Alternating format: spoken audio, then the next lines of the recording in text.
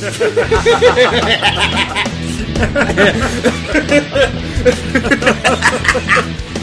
see. It's funny, right? It's funny because he was investigating their connection to Russia. We're meant to forget about that.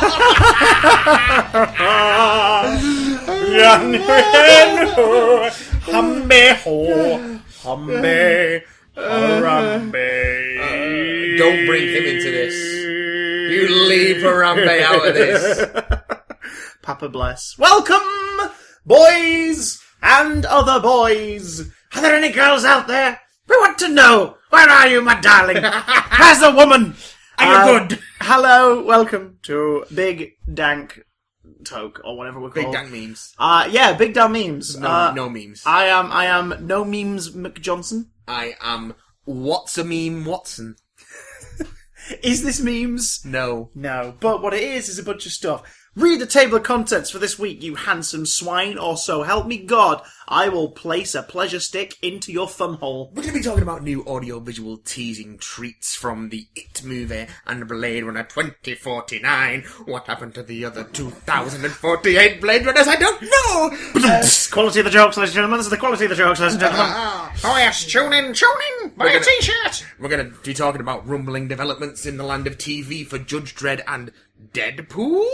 What the Jiminy Crickets? Hellboy returns? Question mark? But how? And where? And we're gonna love the alien. Oh, nice. And that's all before we get to your emails. Of which there are many. There are many to this week. We've had burgers and coffee. Explains a lot. My So, days. What is first, you handsome man? The man with the face of a handsome flan. A flan that's sentient, has grown arms and legs, and can walk around and can think about content on a podcast. I'm a flan man, and my face is jelly. His jaw's made of pancakes. My jaw is soft and His arms are jam roly polies. No, his arms are swirls. My arms are swirls. My arms are swirls. My fingers are Dairy Milk cake bars. And his torso is just a basket of Terry's chocolate oranges, just on reduction from Christmas. Just a structure made from Terry's chocolate oranges. Not with the boxes. No. A structure of closely knitted spheres. Pinned together with matchmakers. And instead of chocolate legs... orange ones, no. Not chocolate mint ones. No. Because they're the devil. The very devil is there. Actual devil. And instead of legs, he just has Quality Street tins with curly whirlies wrapped round like caterpillar tracks. Oh, I'm Bertie Bassett. There was an advert when I was a kid that used to terrify me.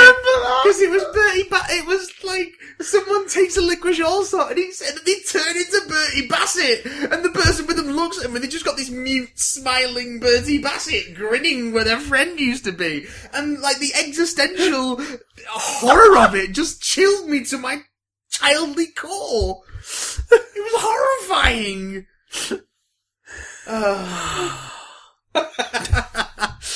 I used to be terrified of the head from Art Attack.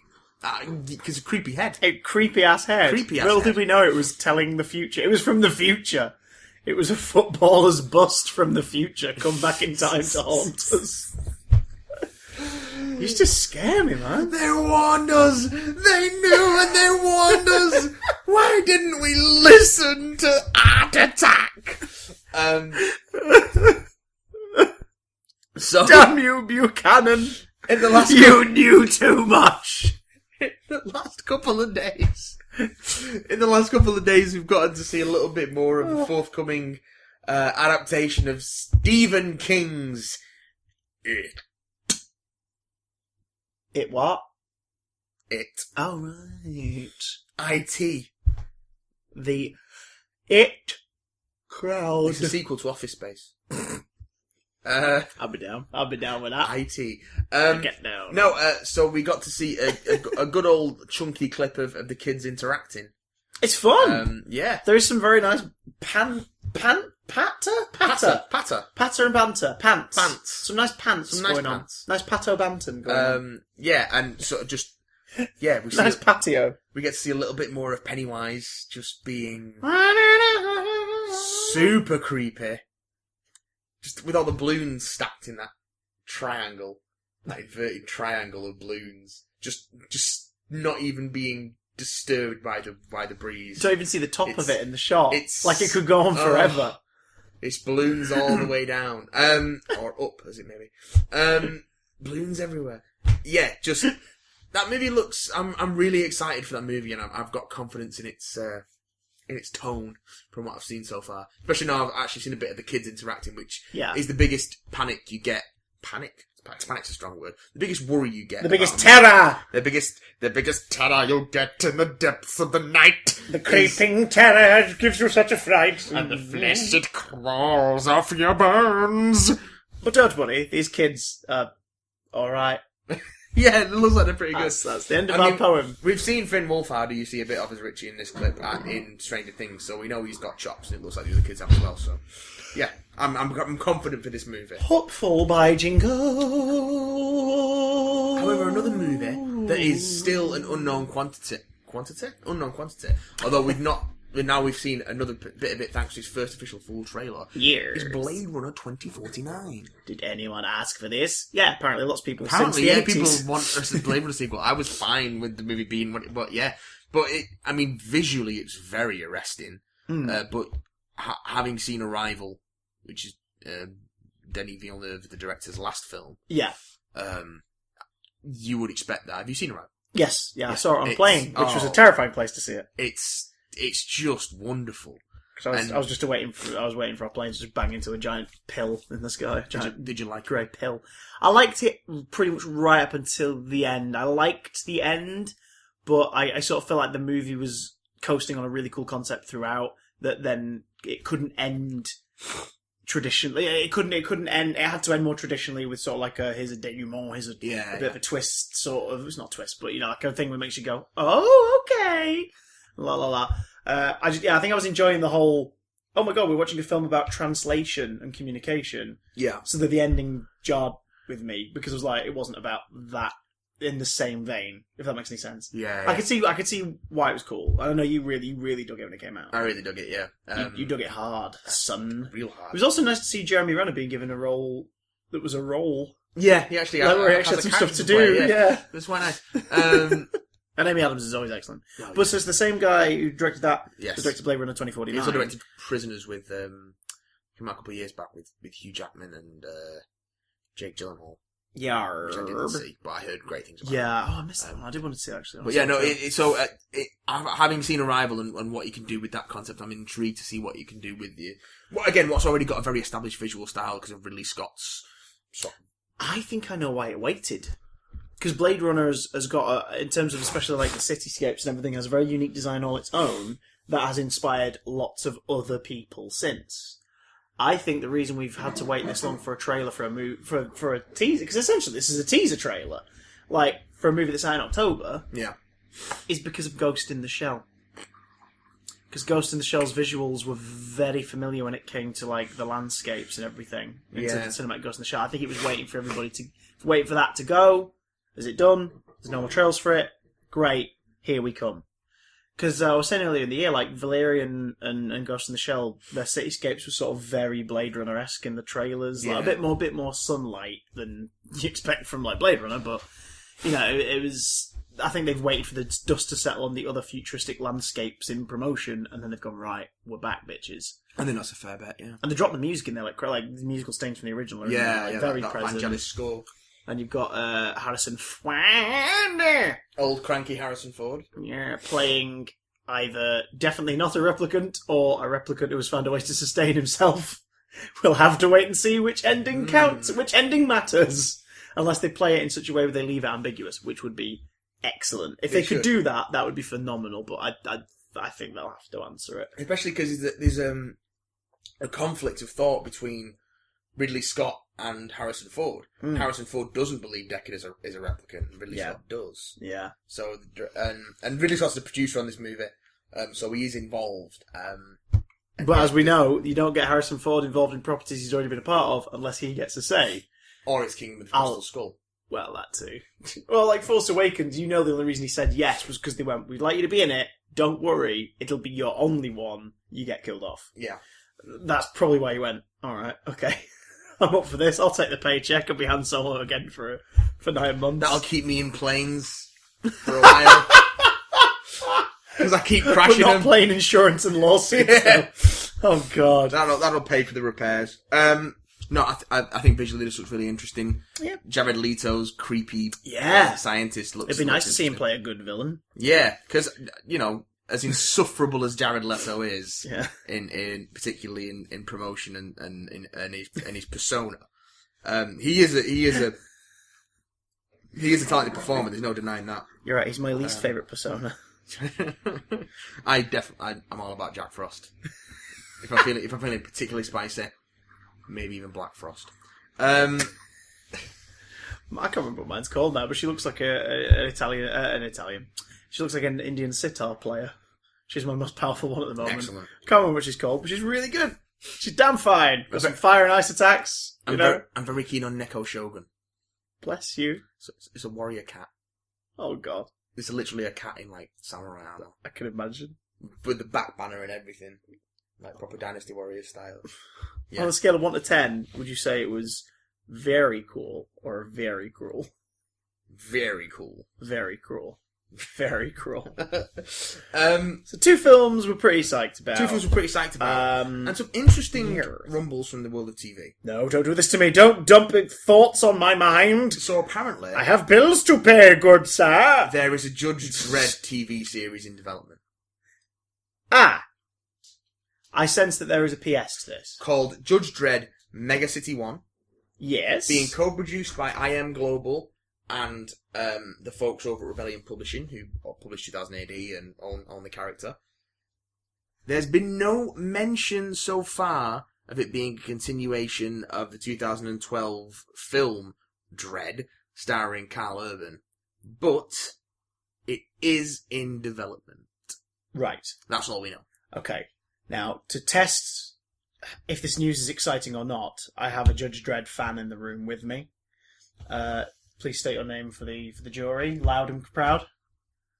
I said loud and proud. Oh, Lucy.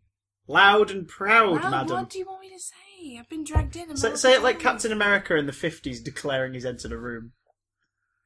I've not seen that. No one has. What are you talking about? I don't know. Pretend you're the Crimson Chin and say Lucy. Your parents' reference? Anyone? Oh my god! What are you talking about, Krista? I'm confused. I love being dragged into this. I'm in my pyjamas in my kitchen. You didn't have to say that, but that's on the record. Okay, so... Now they know. Now you know. So, Lucy, you're a Judge Dredd fan. I am. We have found out that a TV series is in development. Yes. Is that good? Yeah. Do you want to know what the title is? Go on. Judge Dredd Mega City 1. That's alright. Yeah. Might not be a follow-up to Dredd. That's okay. Is it? Yeah. Does that make you happy or sad? Or in between? In between. Well, I've not had enough time to process it, if I'm honest. That's cool. Is it new to you? Is it overwhelming? That's cool. We just thought we'd dump it on you like Bernie Sanders seeing that clip of Trump admitting Australia was better healthcare. Oh, but I can't laugh like that. I need something really funny like that. Thanks for your time. Thanks, Lucy. Thank you very much there. Our Judge Dredd correspondent, Lucy, didn't get a Crimson Chin reference, but bless her eyes. Sleep well, Is it madam. Carl Urban? No, that's what I'm saying. It might not be a Did follow-up not to say Dredd. yet. Well, that's just disgusting. See, that would suck. It wouldn't should be Carl Urban. It should be Carl Urban. He is. He is Judge He's Dredd. the what, sorry? He is the law. That's how you should say the word. Sylvester. Chris, are you ready for a Judge Dredd TV series? Yeah, I am. But I wish we'd have a confirmation that it was attached to Dredd. Who's doing it You then? look ready. Who's doing it then? Nice! Nicely done. Nice. Who's doing it? We don't know. Do we know the producer? It's being co-produced by IM Global, which is a TV production company, and Rebellion Publishing, who own and publish 2000 AD and the Judge Dredd magazine and all that stuff. So. That's all we know so Netflix far. seem to do quite well. Don't That's all we know so far. Yeah, we don't know about anything about network or time slot. Just that it's in development. they? It doesn't mention Sylvester Stallone. Doesn't mention Sylvester Stallone. Oh no! No! It's probably a really good thing. while we've got you here, our resident Judge Dredd expert, could we mention the next story to you as well? Yeah, okay. The next story about a returning franchise, albeit not in a way we were expecting. My man! Right. So, Matt, lead us in with your beautiful thoughts. I want to watch the face of this lady. The lady who treasures above all else this thing. about a month ago, we got news direct from the Del Toro's mouth. Uh-oh. Direct from the mouth of the Minotaur himself. Yeah. The portly, jolly, Portuguese Father Christmas troll. of fucked up nonsense. Yeah, Wonderful. everyone's favourite Krampus. Guillermo Del Oh, I Toro. was trying not to spread my coffee laugh. Oh, okay. I love Guillermo Del Toro so much. He's amazing. So much. I want him to be my granddad. I want him and George R.R. Martin to be our joint custody grandfathers. Yes. I don't think Guillermo Del Toro's that old. He just looks like No, it. but like they look like they'd be a hilarious gnome-like couple.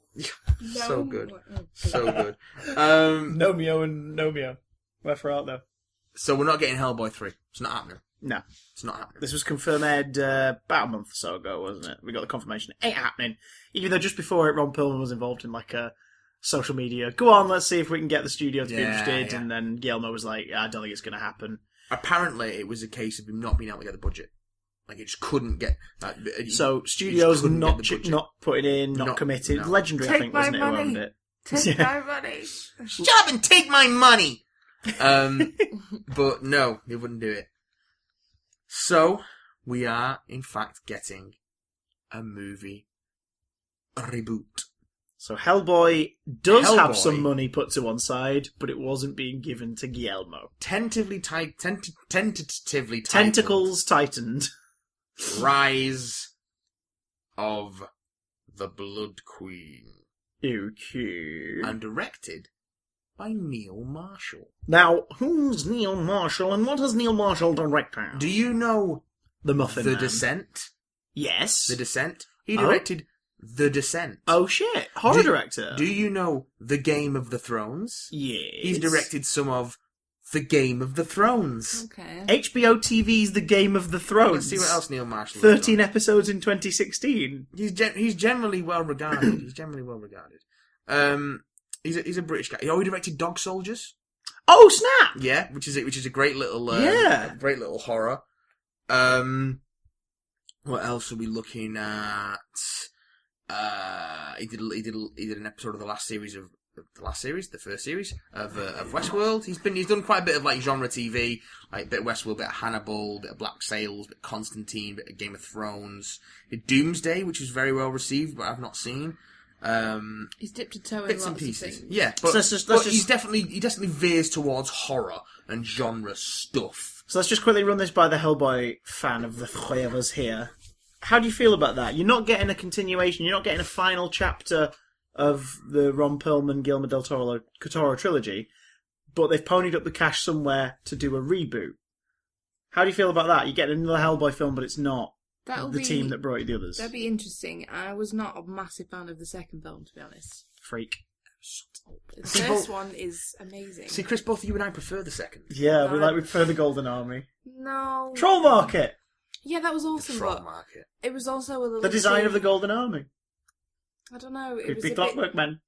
Are you gonna let me talk? No, Yeah, no. he's not. No. He's not. Yeah. Anyway, no. I prefer the first one, but I love Guillermo del Toro. I love him. So I'm a bit sad that he's not involved. Do you love Ron Perlman? Love Ron Perlman, Right. but he's not involved. He's not involved. Which is, now, the fact that the film's got a subtitle does suggest that it could maybe be in the same series and it's a franchise reboot as opposed to maybe a reboot. However, Omens, Co-writer Andrew Yes. Cosby yes, says that they're looking to make it an R-rated movie. Okay. So we're looking That's at good. a hard 15, That's good. maybe an 18. And he's not really talking specifically about the story, but he does talk about they want to make it a darker and more gruesome version of Hellboy. They want to walk a razor's edge between horror and comic book movie. Okay. Which is what it is. That's what Mike Mignola does, and Mike Mignola's also involved with writing the script. Oh, Okay. He's a tiny genius. He's a tiny genius. He's so adorable. We met him, didn't we? And he's And small. I talked about the weather with him, because that's what a normal person does. You had a very British conversation with him. Good grief. Now, I'm so embarrassing. here's the last bit of news in relation to this movie. Okay. New Hellboy film means new Hellboy. I don't believe this has been confirmed. This has not been confirmed, but apparently he is in talks. That was the story as of earlier this week. We're recording this episode on Wednesday 10th, so things could have changed. I'm going to look. I'm going to double check to see if anything's appeared on his IMDb page. IMDb. You know, the most reputable source for movie news. Yeah, I don't read it just yet. But rumoured that Here we're we going are. to be looking at David Harbour of Stranger Things. I thought you were going to say David Hasselhoff. Yes. That's a totally different Yes. choice. In a complete career 360. 360. We could be looking at Oh. Stranger Things as David Harbour as Hellboy. Who's... He's the sheriff in Stranger Things. Oh, I was hoping you'd say that. He was the little boy who was He dead. was the little boy. He's the dead little boy. He's the dead little Hellboy. He's the boy with no front teeth. Yeah. He's going to be Hellboy. He's the Oh, lamps. God. He's all the lights that we Alright, never rided. stop mocking He's me now. all the lights.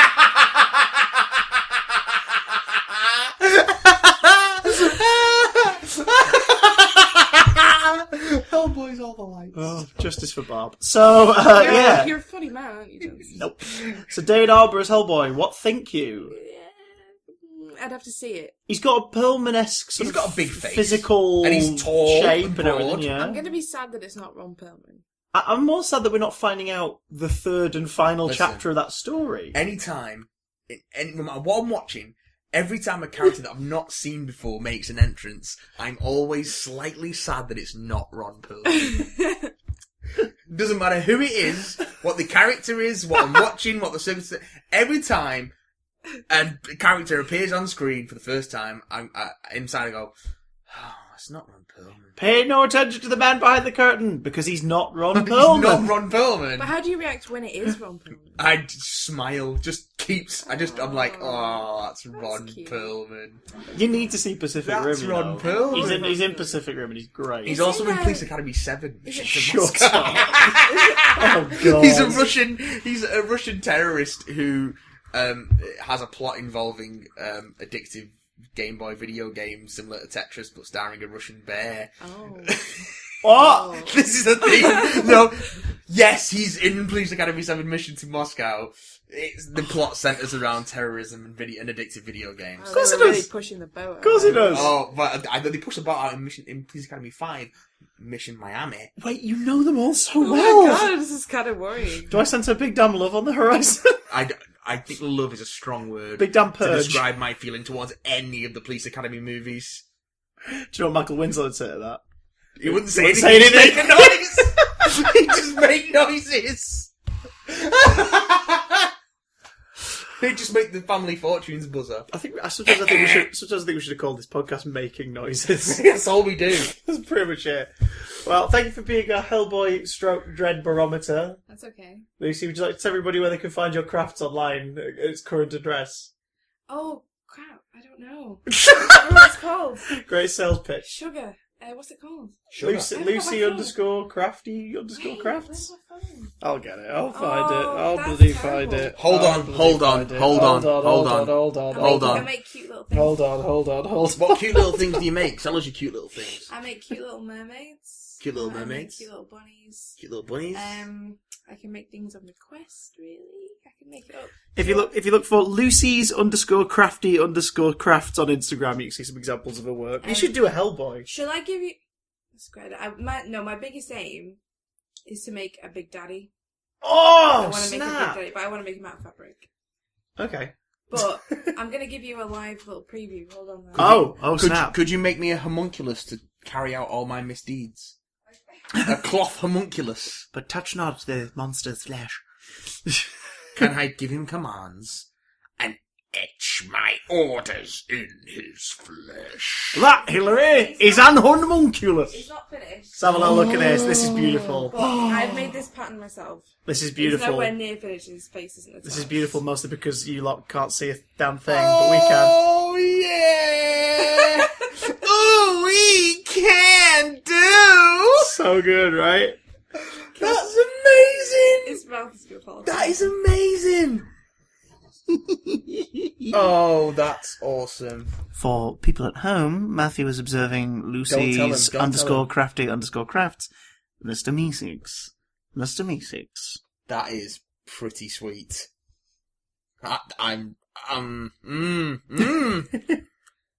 That's so awesome. I'm quite impressed with that. I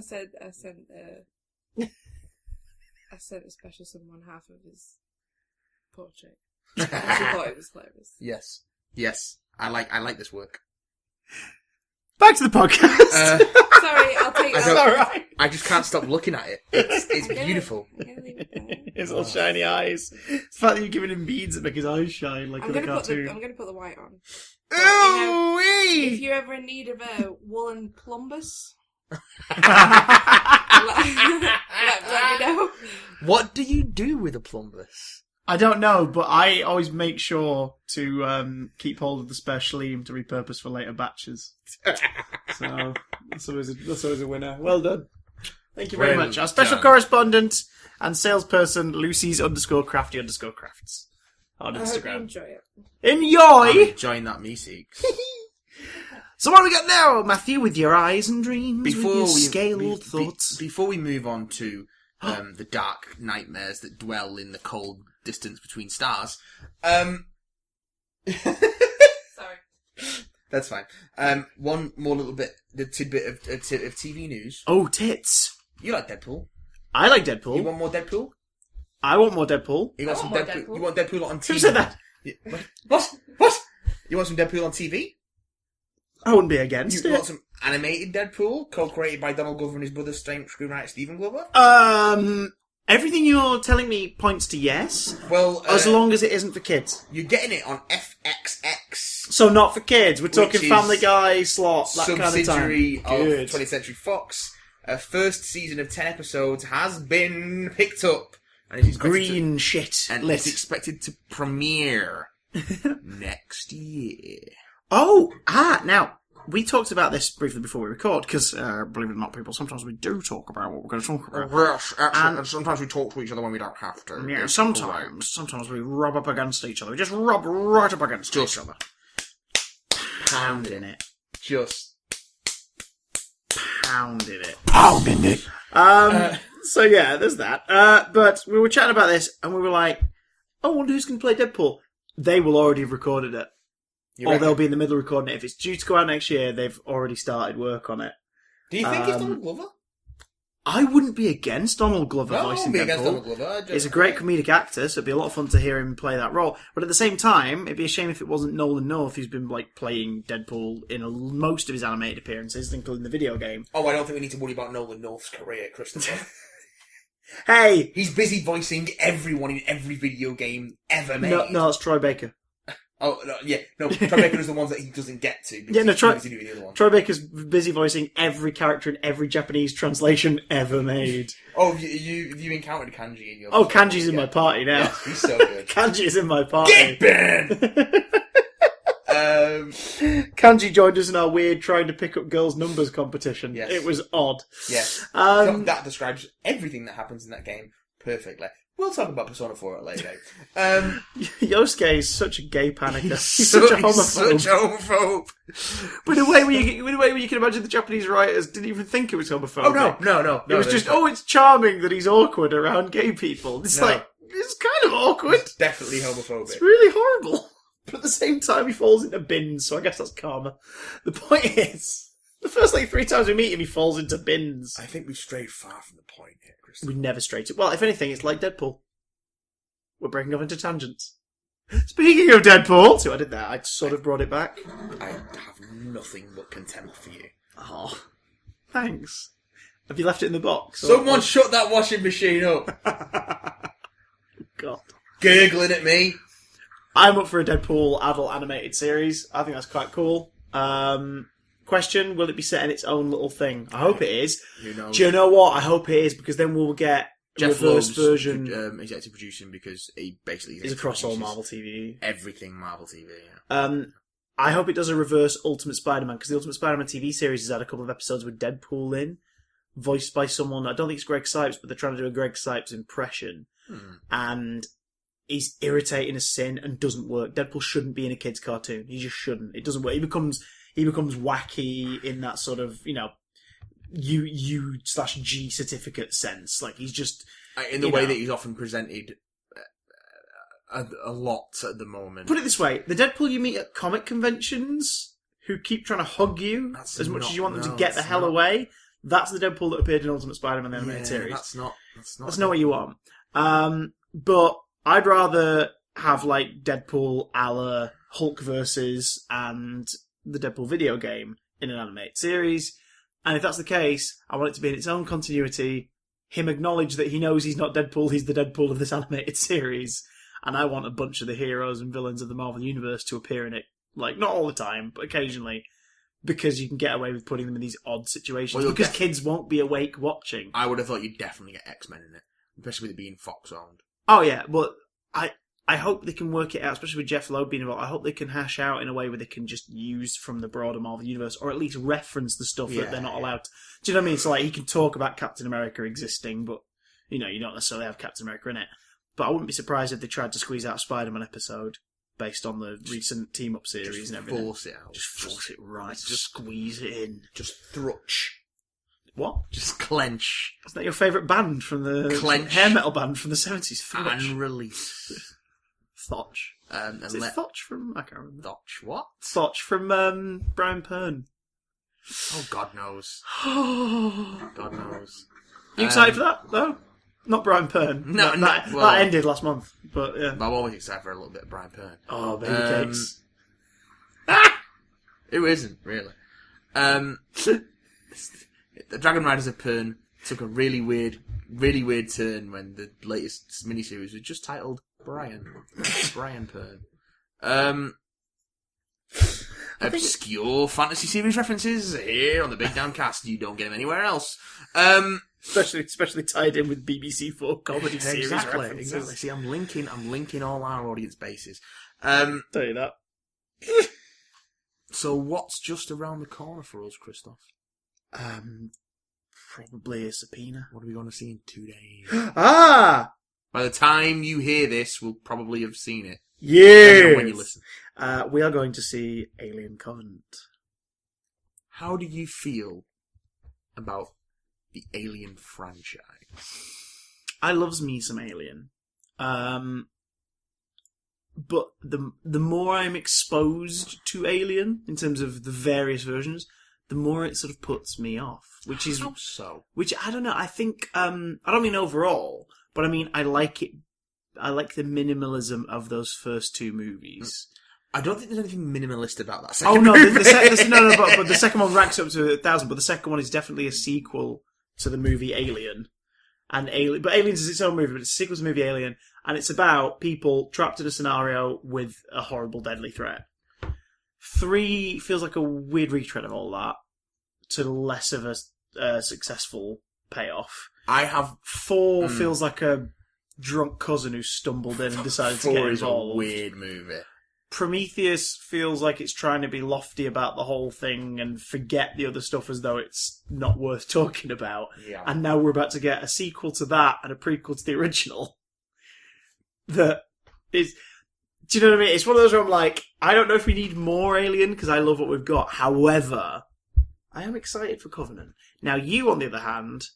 You would sit in a room full of facehuggers and let all of them impregnate you. Every hole, mate. Every orifice. Every hole I've got. Even the mystery extra hole, one behind the knee. Even the mystery extra hole. Dirty bastard. Yes. You loves you some Alien. Loves me some Alien. I am a staunch defender of the idea of Alien 3. Not the execution. Yeah. I might add. Yeah. That is as a big fan of David Fincher as a director, I think that could have been a really, really interesting movie that was butchered by the studio. And if you've got access to the work print that is in the Blu-ray set, which is as close as we're going to get to his original cut, it does alleviate, shall we say, a lot of the problems that the actual film that made it to theatres had. Alien Resurrection is a mess.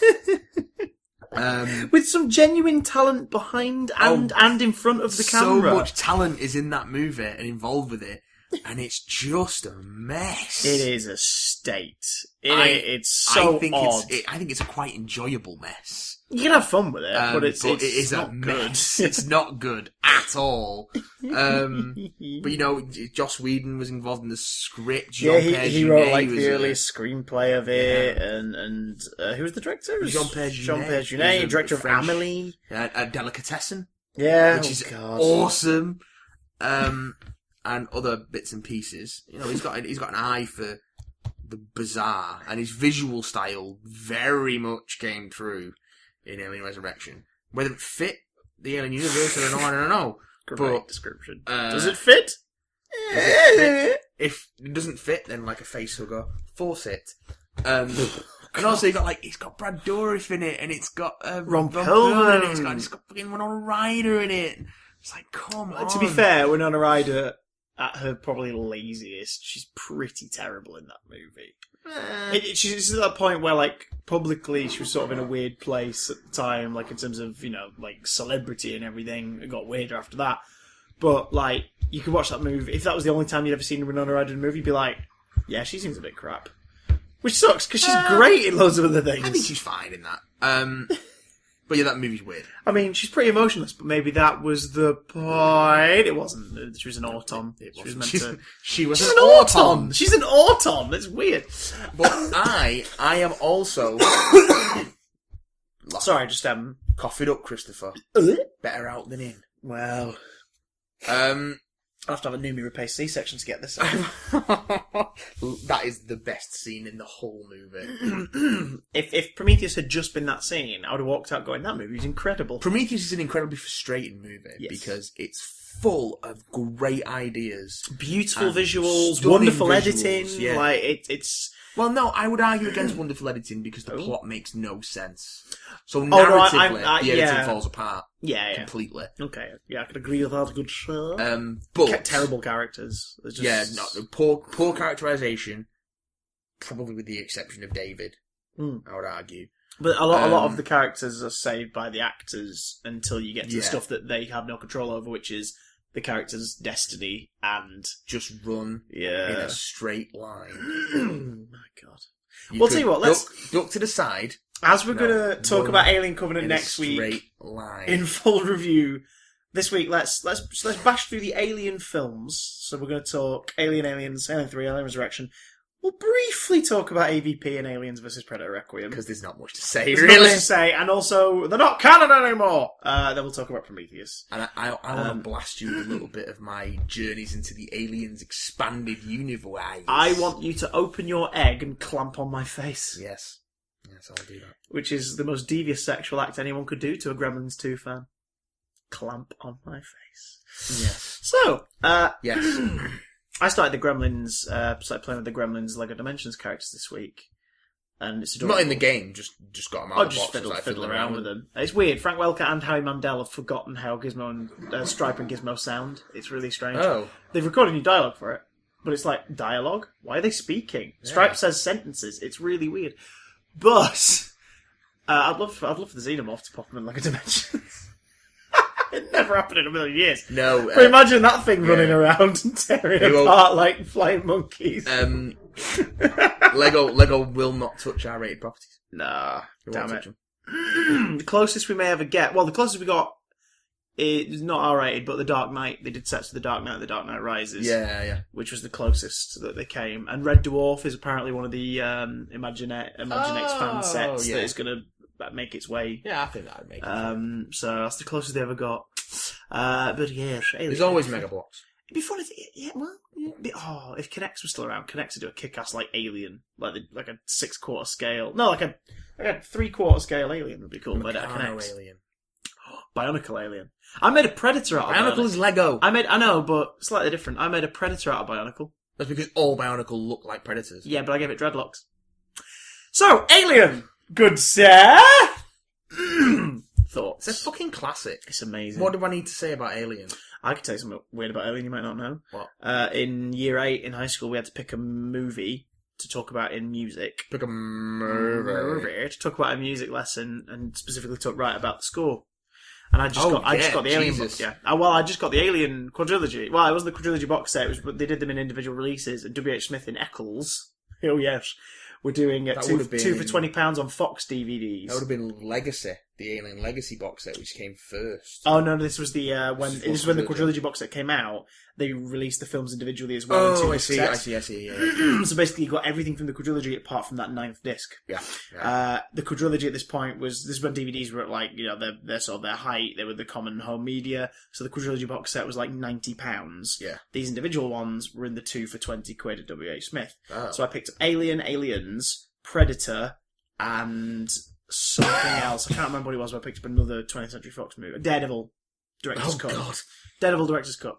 So I picked those up, and then eventually went back and spent, like, some more pocket money on Alien 3, Alien Resurrection. Just for shits and giggles. It was just them, and then Predator 2 I was going to get, but I waited for the special edition, because I remember getting that especially, and I was really chuffed with myself. And now years later, I'm like, oh my god, I was chuffed to own Predator 2. Predator 2 is great. It is, but come on. That's the conversation when you're spending your pocket money. That's the conversation we'll have when the Predator comes out next year. Oh god, I know, right? Oh, I'm actually really excited about that. But, yeah, so, Alien. I picked Alien. My teacher was horrified. Because I was 13. And I'm picking Alien. Yeah. I hadn't thought about that. I can see how they would be horrified. I hadn't thought about that. I was just like, I want to write about it. And she sort of sat me down and she was like, you really sure you want to do this? Like, because I'm not sure she obviously felt awkward. She was like, how do I say, you know, if someone says, oh, can I see your mark in or whatever, or, you know, whatever. Be like, one of the students did Alien. She was worried that obviously someone was going to say to her, like, could you tell them to not do that movie, please? She has no control about what you watch. I know, but it's that whole thing of everybody's, like, worried about if someone's going to get them in trouble for something. Yeah. Oh, God. I regretted it almost instantly because I watched the director's cut first. No, I had seen Alien on Channel 4 about a year before, and that's why I wanted the DVD. And the director's cut has next to no music in it at all. Mm-hmm. So I had fuck all to write about for my report. I managed to do it, and I got an 8. Yeah. Did you not just then watch the theatrical cut? No, there was music in the last third of the director's cut. Oh, okay. There's a lot of silence in there, but they use music more effectively there. So I talked about that, and I talked about how the lack of music, lack of incidental score actually helped with the scenes. And I basically made my homework piece about how music, when used sparingly, and even in the theatrical, I love that. Awful lot of silence. I got a great lot of sound design. I got a great mark for writing about fuck all. Yeah, there's a lot of atmospherics as opposed to incidental music in Alien. Well, that's the thing. It's not. It wants you to feel isolated. It wants you to feel the isolation. Wink. It's a haunted house movie in space, Yeah. so it wants you to feel like any second you hear a floorboard creak, or in this case, like a steam pipe, like a valve or a vent let something out, or hear something tap against the metal. It wants you to feel like you're alone, so the slightest sound suddenly make you go, "Oh shit!" Yeah. Like there's something else there. I mean, at first in the movie, there's a lot of sounds because it's just about showing you the viewer Nostromo. Yeah, there's all these establishing shots, the hallway and the stasis pods and stuff, and it's a great movie. I mean, let's start there. Haunted house movie in space. Mm. It's sort of a slasher flick meets a haunted house film because it's one killer bumping everyone off one by one, but it's also got that supernatural vibe to it because of the look of this thing. Like it looks so unearthly, and even though it's become so influential, that it's almost what's the word? It's everywhere. It's an icon now. Well, films in general, especially horror films, opened up to using more surreal and disturbing designs on things. Because up to this point, like movie monsters, for example, unless they were sort of the stuff coming out of Japan, were very traditional. Like they were, person in a mask, or person with fangs, or a wolf man, or things like that. Or a Yeah. I mean, obviously, the B movies, the alien stuff in the 50s and the 60s became a bit more odd and creepy and oddball. But ultimately, there were always blob of some kind or person in suit. Yeah. This time, they were like, the horror of Alien isn't the monster, it's what the monster does to you. Mm-hmm. Not just in the last stage, throughout its entire life. They, like, the true horror of, like, to put it bluntly, the true horror of Alien is rape. Yeah, that's what the movie's about. It's about being violated. It's about being used, and that's all the stages of its life. The egg, the freaking facehugger that has a vagina with a penis in it that clamps to your face and it breeds with you and sticks its seed in you, and you use it as a housing. You hatch it, and then the full-grown thing is killing and collecting people to do it again, all over again. Yeah. It's horrible. So they went to H.R. Giger, who's fucking excellent artist who just created odd things. His like most famous sort of pieces were like Necronomicon, which was sort of based on Lovecraftian themes and things like this. And he was all about techno-organic penis landscape. Yeah, it was like cocks and tits, cocks and bumholes. Yeah, cocks and bumholes, vaginas and tits. The complete works of H.R. Giger and bones. So many bones. All the bones, just bones and boners. But it lent such an odd design because again, the ship is like it's very human. It's like a factory. It's like great metal grated floors and the pipes and steam and clean work surfaces and the habitat areas like the lounge and the lab and the kitchen. The Nostromo design harkens very much to the Star Wars sort of used future aesthetic. Yeah, which is great. Again, he wanted to make it look like, and this absolutely would be a movie that hadn't been made if not for Star Wars. Yeah, because certainly at least not in this way. As well. Like, it probably would have been. Because Dan O'Bannon and Ron Shusay were trying to shop around the script for years before it got made, and it wasn't until Star Wars came along that Fox were like, we'll have that.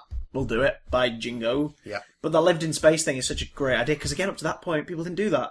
Star Wars does it, but like, it was all clean ships and futuristic looking. I mean, look at, obviously things like Star Trek, like the Enterprise and stuff like that. That's a mission, a team that goes out and explores galaxies and planets. And, these guys are space truckers. Yeah. Well, yeah, exactly. There's no presentation to it. No. They're going from A to B, they're shipping stuff, they're mining stuff, they're moving this, that, and there, and the other. Like, that's what all the people in the Alien films tend to be doing. They're just going from A to B, doing a job, and suddenly you throw in this otherworldly thing. And it's great because they don't even really sort of treat it as like, my God, there's an alien on board. It's like, the fuck is this? Yeah. What is this? There's like, oh God, I don't know how to describe it. It's just, you'd shit yourself if you were on the Nostromo. I'll describe it for you. You'd shit yourself. I'll describe it for you. What you need to do is, you need to go to our YouTube channel this Sunday. Yeah. And you need to have a watch of what's going to go up on Sunday. Oh, I'm sure I will love it. Yes. Hint. I'm sure you will. This weekend it's Matt's Big Damn Love. It's all about Alien. So, spoiler alert! Yes, so, there you go. It's going to be great. It's going to be great. It's going to be great! So Alien's great. Aliens. Aye. This time it's war. Actual tagline. Really? Yeah. I did not know that. Yes. Okay. James Cameron came along and was like, that's great. I like that movie. I want to make a sequel to it. I want to make it a war movie. I want to see what happens when you take a bunch of soldiers and you go up against these creatures, but there's loads of them. Oh, and they get their ass kicked. Yeah. I'm going to make Vietnam in space with bugs. Not only that, first film's protagonist, as it turns out, because she's not the main character in the first film until the last sort of 20 minutes. Everyone watching it in 79 when it came out would have been expecting Tom Skerritt to be the hero. Yeah. Because he was the most famous actor in the cast. Yeah. But Sigourney Weaver as Ellen Ripley past halfway is the only survivor. Yeah. Like, I mean, everyone, it all kicks off when John Hurt has a baby through his rib cage at the dinner table. The first man to ever give birth on screen in cinema history. What a weird thought. Oh God, at least it wasn't Arnold Schwarzenegger in Twins. So, not Twins, Junior. They're the same thing. Danny DeVito's in them both, right? My nipples are very sensitive. Oh Christ. So, are very sensitive. I want my Larry! My nipples! Oh my god, Guardians of the Galaxy 2 is a sequel to Junior. Oh no! It's the nipple trilogy. Sensitive nipples. If you want to do a DVD box set on sensitive nipples. The sensitive nipple collection. So Ellen Ripley survives the events of Alien. It's not porn! God. Ellen Ripley survives the events of Alien. Softcore. And comes through to Aliens. So you hear about the James Cameron pitch and you think, well, hang on, how does she fit into that? Really fucking well, as it turns out. Ellen Ripley goes from being the survivor, like the very capable survivor, but the survivor nonetheless of the first movie's events, and becomes the freaking, like, team leader of Aliens. Like, she's not in charge, but she's the whole... Because the basic premise is, isn't it? It's like, you've been through this, we're sending down our men down to this colony, where we think it's been overrun with the thing you dealt with. You are the only person who has seen this thing up close and survived. We need you to, like, be there to advise them, to talk them through it.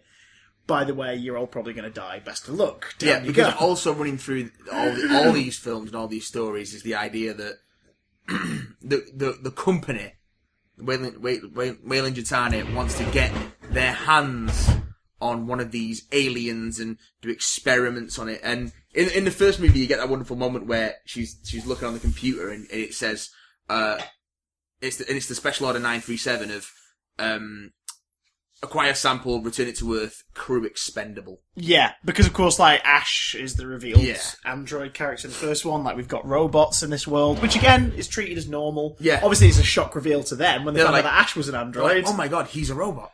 Not, it's a fucking robot! It's like, oh, he's a robot. Yeah. Yeah, that's the weird bit. Not that he's a robot, but he is a robot. So, Ripley's pretty damn wary when it comes to the second one, because she's like, what is their deal with all this? Like, why do they want, do you know what I mean? It's like, we should just wipe them out.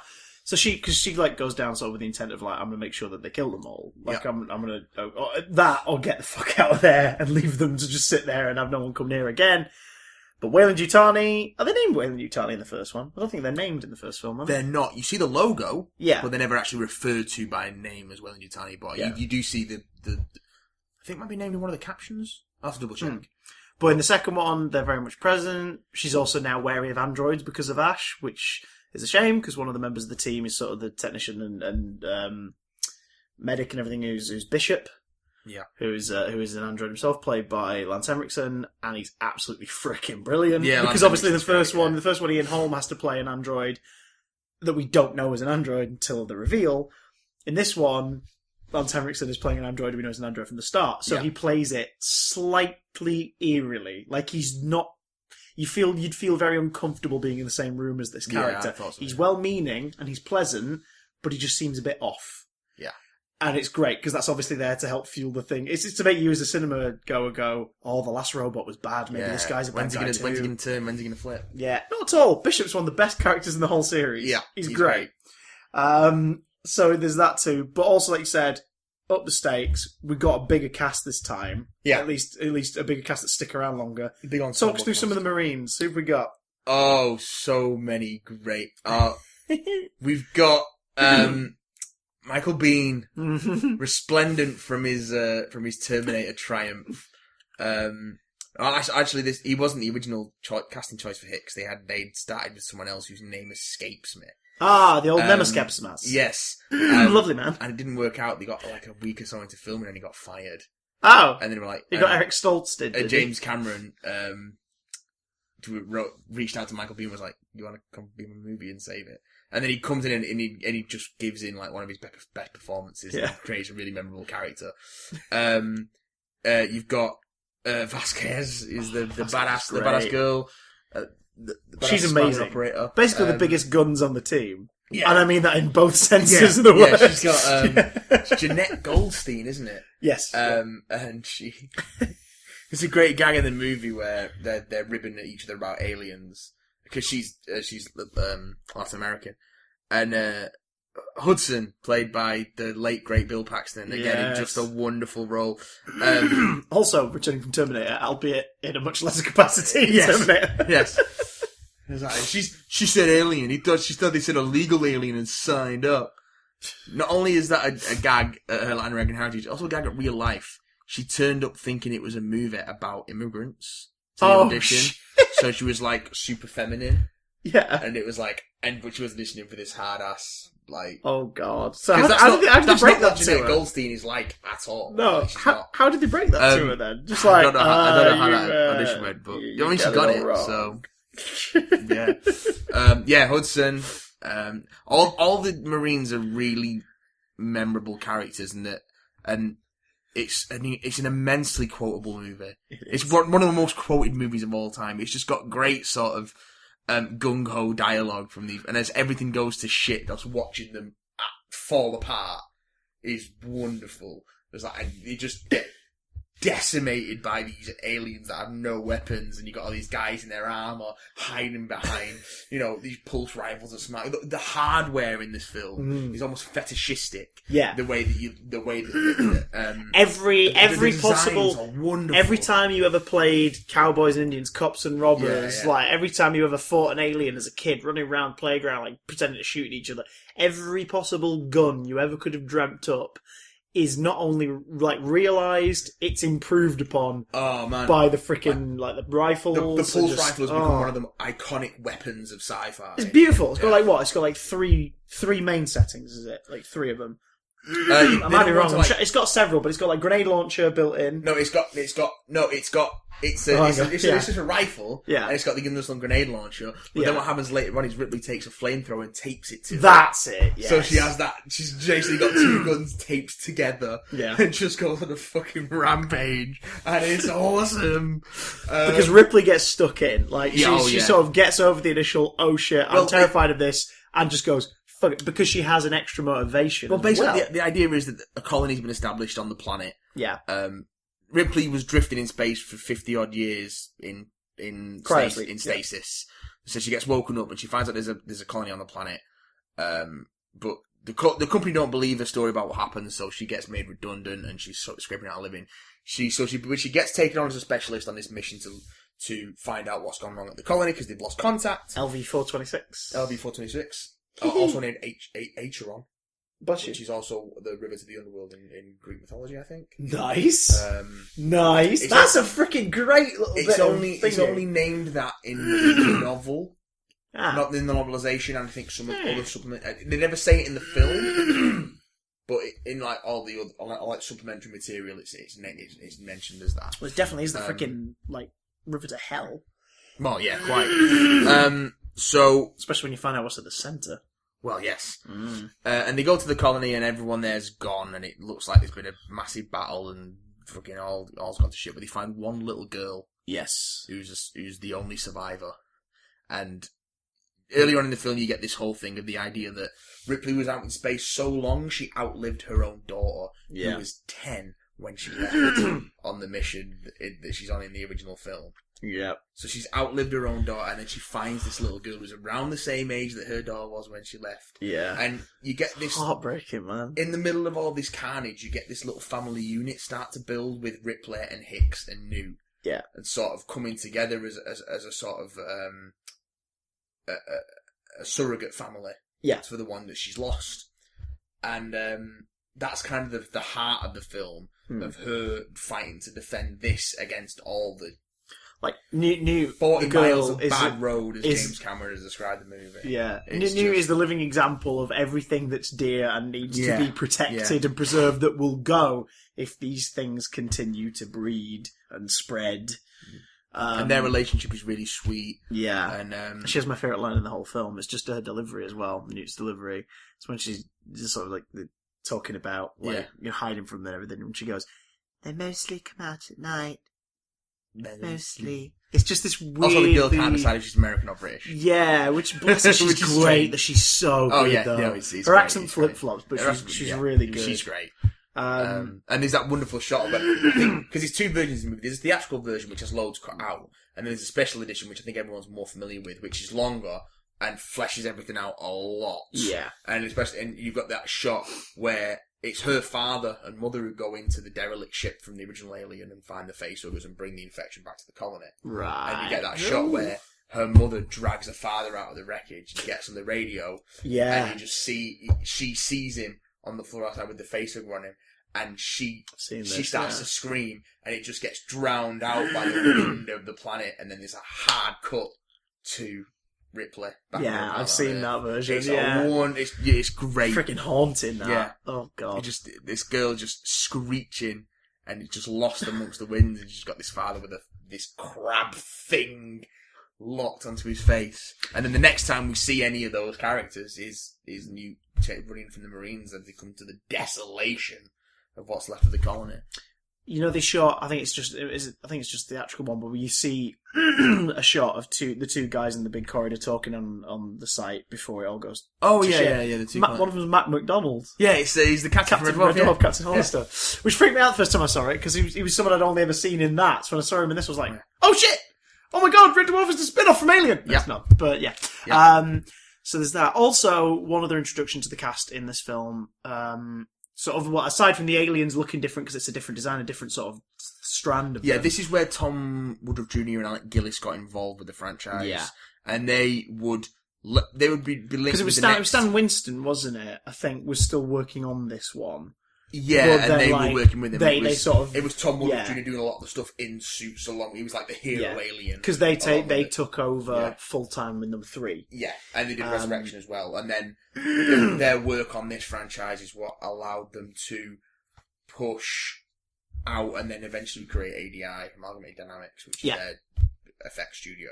Yeah. And I think Alec Gillis and Tom Woodruff are still some of the most highly regarded effects. They're amazing. They're a company that in recent years, unfortunately, have had to expand their digital department. Yeah.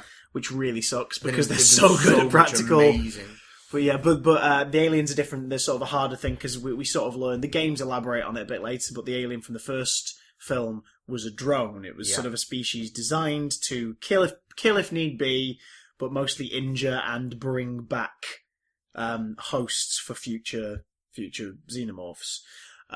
Which in the director's cut of Alien, you find that it has been harvesting some of the crew. In this one, we've got the Warriors, which are basically the ones there to protect the nest, because the other main cast member introduced into this movie is the Alien Queen. And there is some life cycle stuff in deleted scenes in the original script for Alien, and you can see it in the director's cut of the idea of the drone takes its victims and then morphs them into new eggs. Yeah. There's that weird cocooning scene with Tom Skerritt like sort of turning into an egg. Freaky, man. It's creepy as all sin. With the removal of that, they sort of solidified the life cycle a bit more in this movie, because in this movie you find out that the eggs are, at least in their purest state, produced by a giant vaginal sac that's coming out the back of a giant sort of 18-foot tall alien. It's where they with a massive carapace and big old teeth. And it's this point they turn around and make concrete the link between insects and this alien design, and they push them into that insectile territory. Like, this is the one where you see them crawling on their hands and feet, like scuttling on ceilings. It was 5 years after the tails are a bit shorter in this one. They're not as well. The tail's quite short in the first one, but like in this one they're not as big as they get as the series goes on, because they're all about the scuttling. They've got the ridged heads, ribbed for arrow. Oh yeah, those ridged heads are great. So because in that first one you've got this wonderful translucent dome with the skull underneath it. Yeah, and then in these ones they've just got those ridged sort of the sort of heads that you need to like break through things, and smash into stuff. Whereas in the last one it's more a case of stealth and stalking. So the Queen's beautiful. You get the fight with the power loader at the end, severed bishop. And the film ends with Ripley, Newt, and Hicks getting away, entering cryosleep, entering stasis in a ship, and off they sail. That is where you should end your marathon of Alien if you wish to not have any grievances. Because Alien 3 opens with the reveal that not only were there apparently eggs on board their escape pod that have, or at least one egg. No, there's definitely two, isn't there? There's at least two. One apparently a queen facehugger. No, I think it's again. This is something depends on the cut. Lost in translation of the cut, because Alien 3 has some good ideas. But just fucks up the execution, mainly to the studio not keeping the fucking. Well, this is where it gets healthy. This is where it gets blurred for me. All we know is at some point an alien has been implanted into Ripley, during stasis, or just after or after the crash or whatever. And then it's been implanted in new. And it's a queen embryo. Yeah. So it's a new life cycle. So it's almost like the queen's last. It's implying, I guess, that the queen knew she was possibly going to die, so laid a queen embryo to continue on like the next batch of aliens. And you see in the which would make sense because it makes sense retroactively because now we know that they were designed to be which was always machines. a theory that Ridley Scott had back in the first film. Well, it's the perfect killing machine, it's the perfect organism. But if by perfect you mean murderous. Yeah, in the deleted scenes in the assembly cut, you see that it's a massive face hugger. Yeah, big, like red and like tail, like front to tail as tall as a man. Yeah, and it's capable of implanting multiple embryos. It puts the queen in Ripley, and it puts another one to defend it in a dog in the theatrical cut and an ox in the assembly cut. Yeah, that's the one I prefer.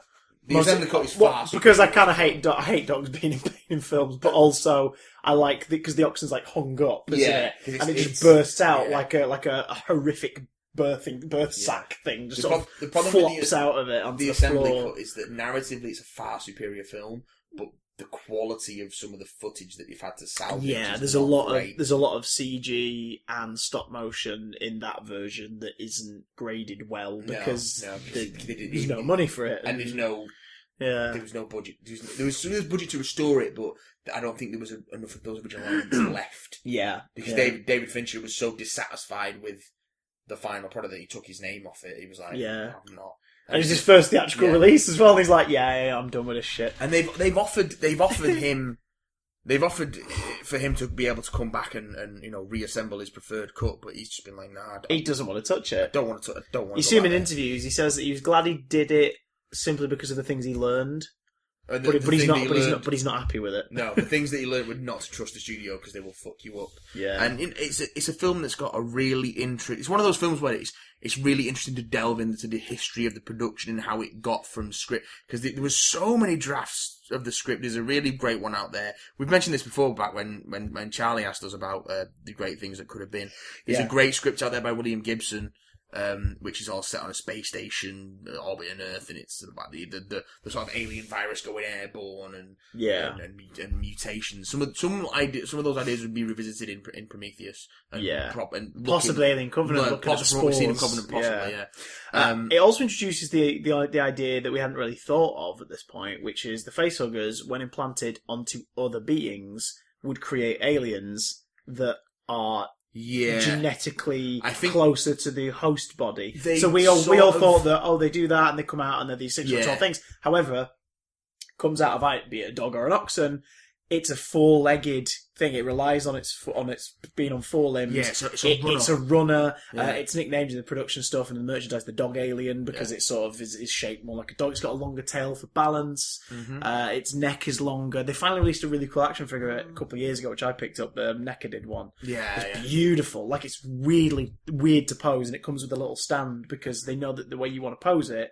it's too top heavy to rely on its arms. So it's got a little clear stand that you can clip to the waist to sort of give it some extra support. It's beautiful. And it's cool because he did come back and redesign. He did, because he was very dissatisfied with what they did with the second, wasn't he? Because he was like, they removed the whole point of it. It's meant to be a very sexual creature, and they bulked it out. And James Cameron had designed the Queen with the. Yeah, I love the Queen design. I think Giga said he liked the Queen, but he didn't like the aliens in Aliens.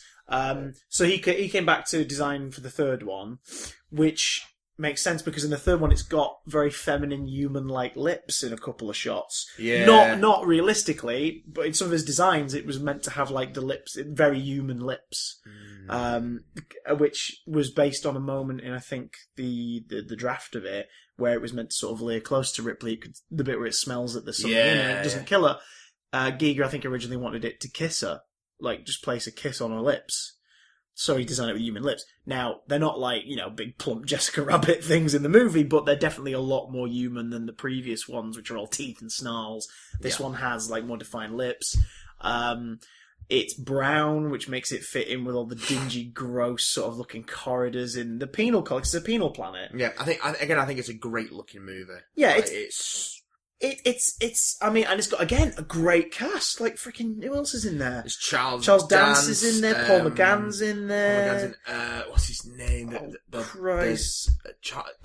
The big guy who you're like, you sort of grow to like him, even though at the beginning they basically introduce him. Oh, this guy's a rapist. Like, you're not meant to like him, but he's one of the more noble members of this penal colony. You know, the noble rapist.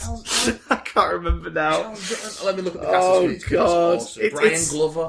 Brian Glover, of course, he's a prison superintendent. This is Rumour Control. Here are the facts. So good. It is just. I mean, it's an uncomfortable movie, and not just in terms of execution. Yeah, Charles S. Dunn. It's an uncomfortable. I mean, Christ, there is a scene where some of the members of this, because basically she lands on this planet. Hicks and Newt are dead, and we immediately all decide this movie means jack shit. That's the thing that upset me the most about the movie. They pissed off. Michael Biehn as well, because he thought he was going to be in it until they ran aside shooting it, and then they get into for him with his likeness rights. He was like, "Yeah, all right, pay me as much as you did for Aliens, and you got the likeness rights." Yeah, because this movie had been like Aliens came out in 1986, and the sequel was greenlit immediately. Because this movie like 7 years between the two of them. Yeah, this movie didn't come out until 1993. Yeah, there's a long development on this one. I mean, there was versions of the script going on without Ripley being involved at all. There were versions with her. Like being the main character and it being a bit more like the previous movie, and then eventually it was going to be a monastery, it was going to be a wooden planet, and which is again a really kind of cool idea that you've got the deadliest creature in the universe on like a planet of pacifists. Like that is a really cool idea. Like where they have nothing to defend themselves with, and they go with a similar idea to that in a way because it's a penal colony, it's a planet of prisoners, and there's no traditional weaponry and X, Y, and Z, but it's just some odds. I mean, the introduction to a lot of the characters is a scene where a bunch of them try to rape Ripley. Yeah. Now, it shows how not to fuck with that character, because in the scene she beats the shit out of everybody and just sort of, doesn't break a sweat because she immediately is like, you lot are you are sick. You are disgusting, pathetic people. And, you know what I mean? It's sort of, normally in a film, they'd either avoid that, or they'd take it a different way emotionally. In this film, they just show her beat the shit out of them and then moving on.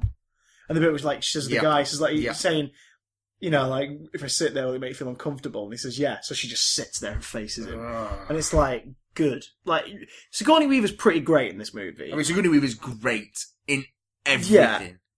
Well, she's always brilliant. Well, shall we talk about the next film? Listen, I will not hear a bad word said about Sigourney Weaver in Alien Resurrection. Okay. She's clearly having a whale of a fucking time. Well, she gets that great scene where she sees all the other clones. Oh, that scene is amazing. Clones. Yeah. Well, let's go to Resurrection, because Alien 3 ends with Ripley killing herself despite Lance Henriksen appearing as Charles Bishop III, is it? The current owner of Weyland-Yutani. It's unclear whether he's the human bishop or a robot version of him sent He gets hit in the head with a rod and he's bleeding. Yeah. But the way it looks like he's like the flesh of his head has come up. Yeah, I think that's it might be a human looking android. I think that's just the prosthesis rather than a story beat. Because I thought that when I first saw it, I was like, oh, is he a robot? But then I think he also would have been just on the fucking floor and knocked out if he wasn't a robot. If he was a human. Good point. So well, she dives into the lava of the plant and everything. The lead, the liquid, the molten lead that they trap the alien in.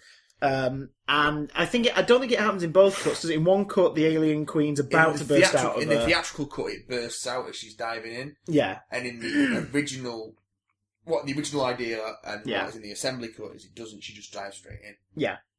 Which is a cooler shot, actually. Yeah. But the idea is she kills herself because she's like, if this thing gets out, it's going to survive. They're going to take it, or it's going to kill them and be on this planet, or it's going to survive. If the company get their hands on a queen, that's it. It's fucking game over. Well, it was all a waste of time because somehow they managed to clone her DNA from between her getting out of the stasis pod or whatever and her dying. Apparently, they took it. They take it from they the got blood pod. samples that were on ice because she gets medical treatment there. Like the doctor looks after her.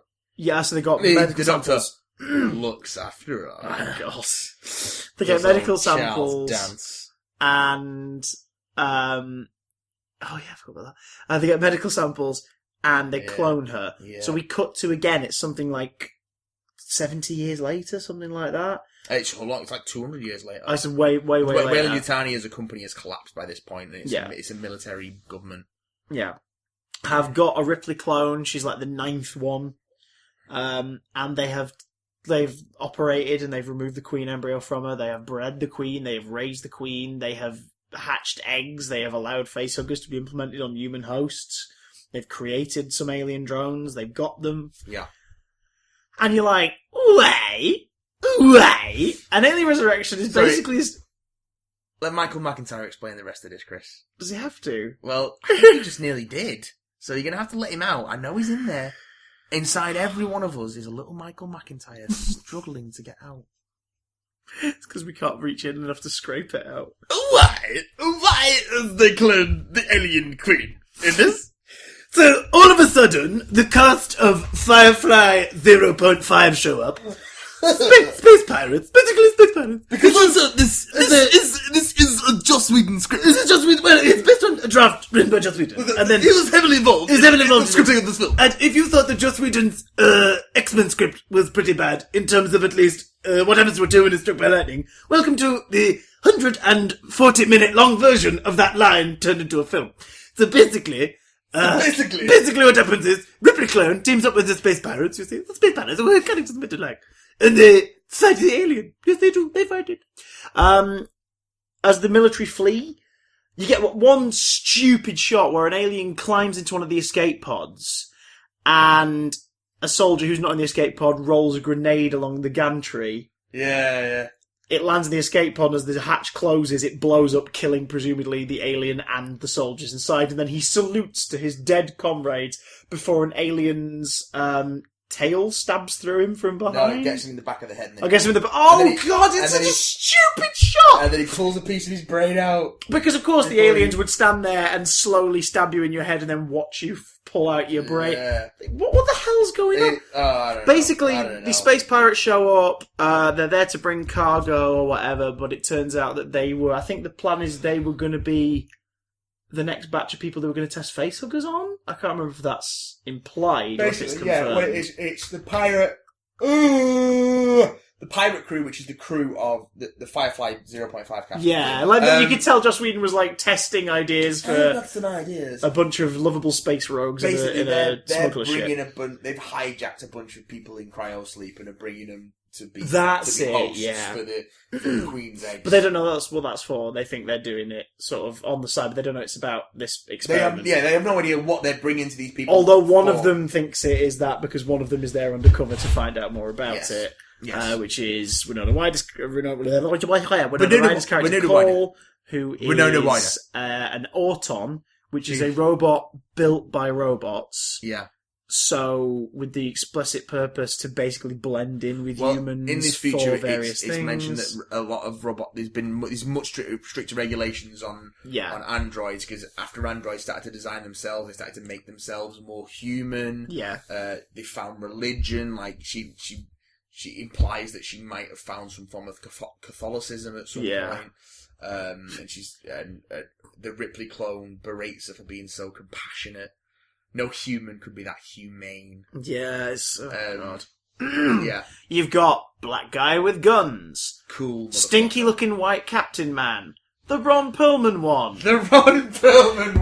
I can get you off. Maybe not the boat. But... Weird gurning wheelchair fellow. And all the greats. He would Dominic... Who are you expecting? Santa Claus? He's a French actor, that's why he sounds weird. Because he's French. Well, that explains a lot. Because of course the French director is the director of Amelie. He works with Jean-Pierre Jeunet all the time. He's like the lead in Delicatessen. Okay, that's cool. I mean, that's cool in that level. That means that he's put him in the film because he's like his mascot. Oh, I think he's great. He is his number one.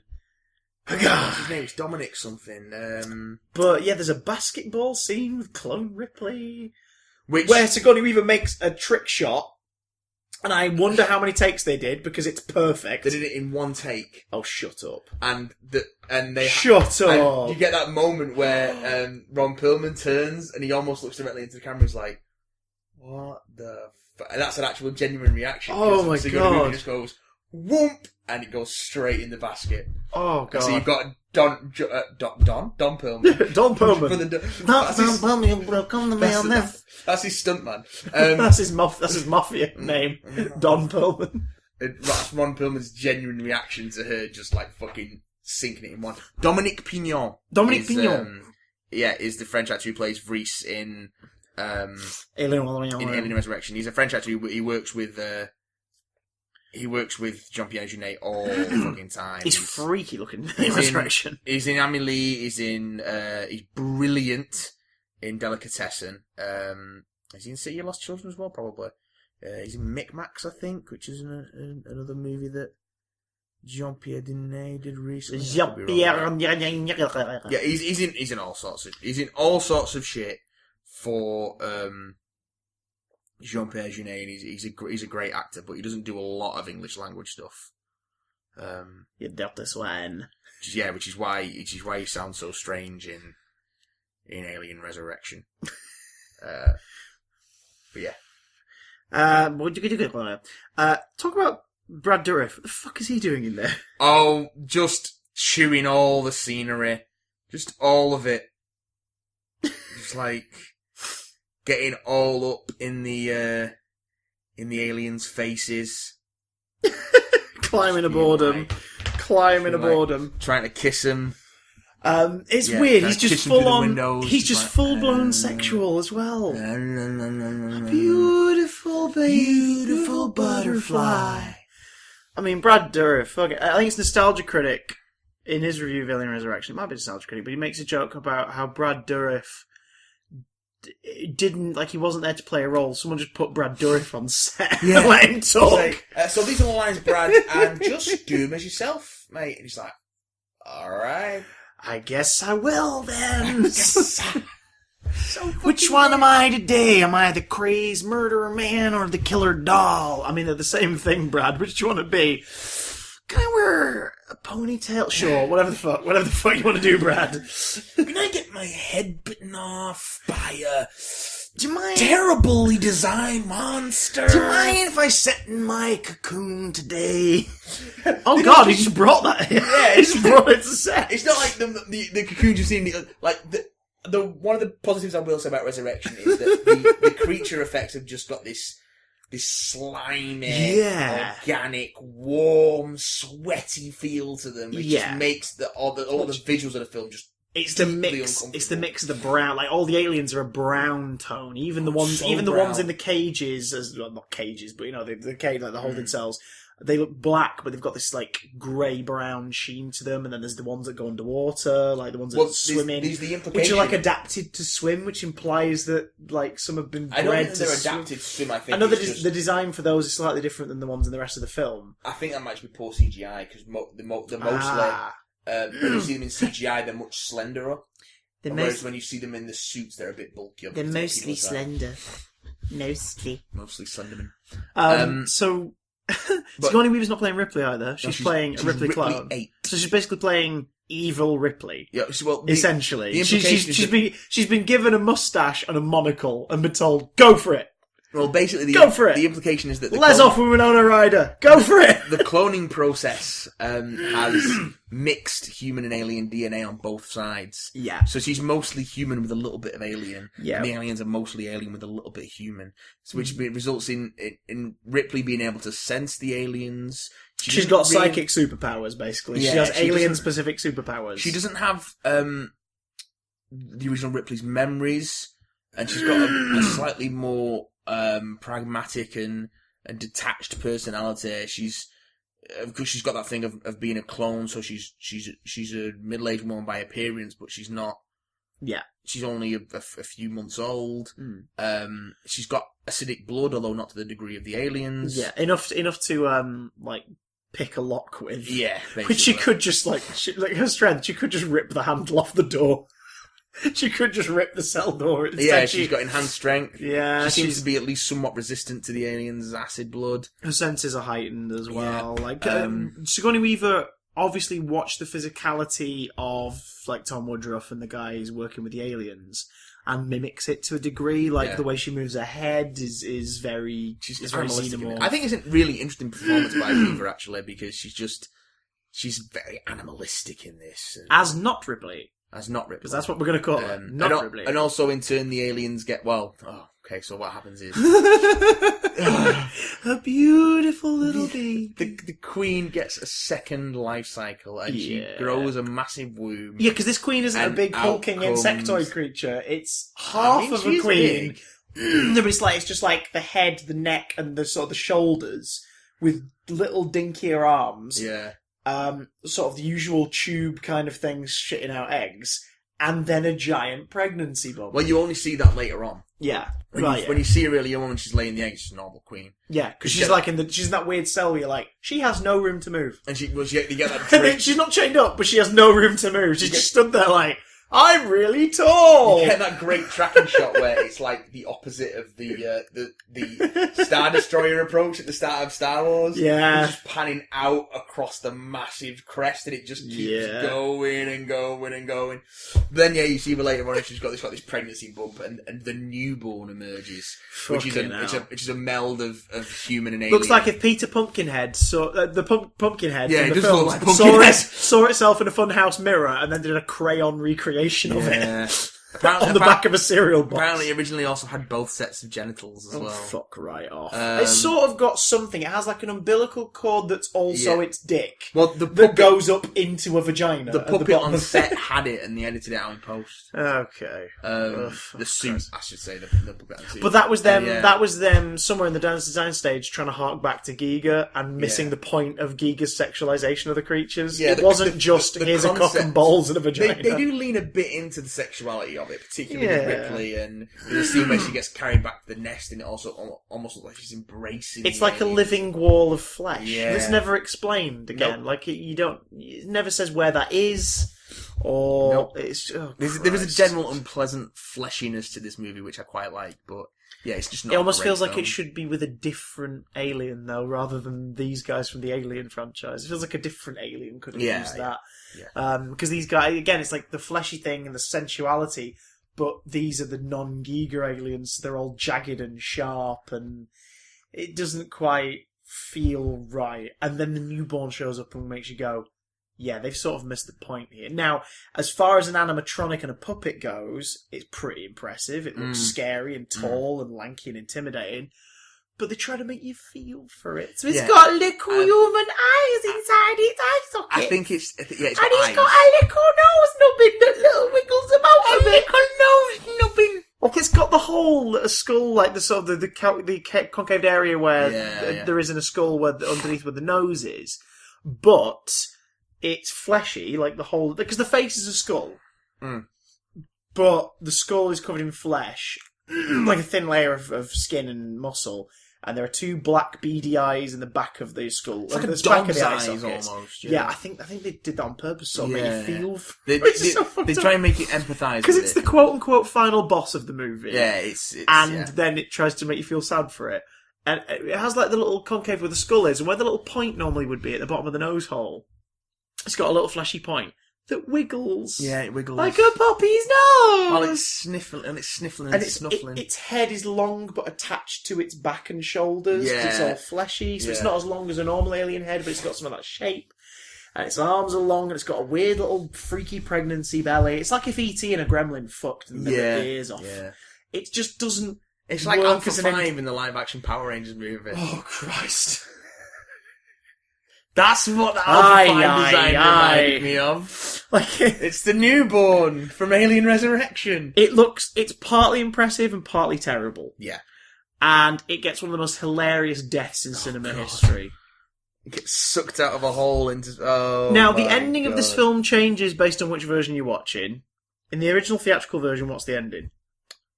In the original theatrical version... What's left of the crew, which I think is Ron Perlman, Wheelchair Guy, Ripley 8, and Cole. Yeah. Drift off into space onto the next thing. They set a course for Earth. Is that the theatrical version? No. In both versions, the ship that they're on crashes into Earth. Right, they escape in the... theatrical... in the pod. In the pirate ship. Yeah. That's it. Yeah, they crash land the ship to make sure any trace of any alien life on it is going to die. The big shit, which is not guaranteed. Let's be honest. While they all escape in the pirate ship. Yeah. And then they watch it crash and burn. That's the ending in both versions. Okay. Yeah. But one of them has that shot with them sat in Paris, though, doesn't it? Or is that in both of them? Because I'm sure one of them ends with a shot of them, like, in the wreckage of Paris. No, you see the wreckage of Paris as they descend. Because they imply that either something... Oh, no, hang on. Is it one of them implies that something had already happened to Earth, and one of them implies that basically Paris is fucked because they just crashed a ship into it? One of them implies Paris is fucked because they have a ship into it, but there's also a line earlier on from Ron Perlman just called Earth a shithole. Right, so there's an implication that... because it's a shithole. There's an implication that Earth is fucked, which sucks, because that's not really the story of the Alien films, is it? That Earth is screwed. But I think it's just a case of over pollution and overpopulation and resources being tight and stuff. So what's with a few face crabs, you know? Yeah, just shake things up. Exactly. Earth, man, I'd rather stay here with things. Ron Perlman's great in that movie though, because he's Ron Perlman. Dumbest moment in the movie for my money? The guy who I always remember just because he's Wesley from Deadpool movie.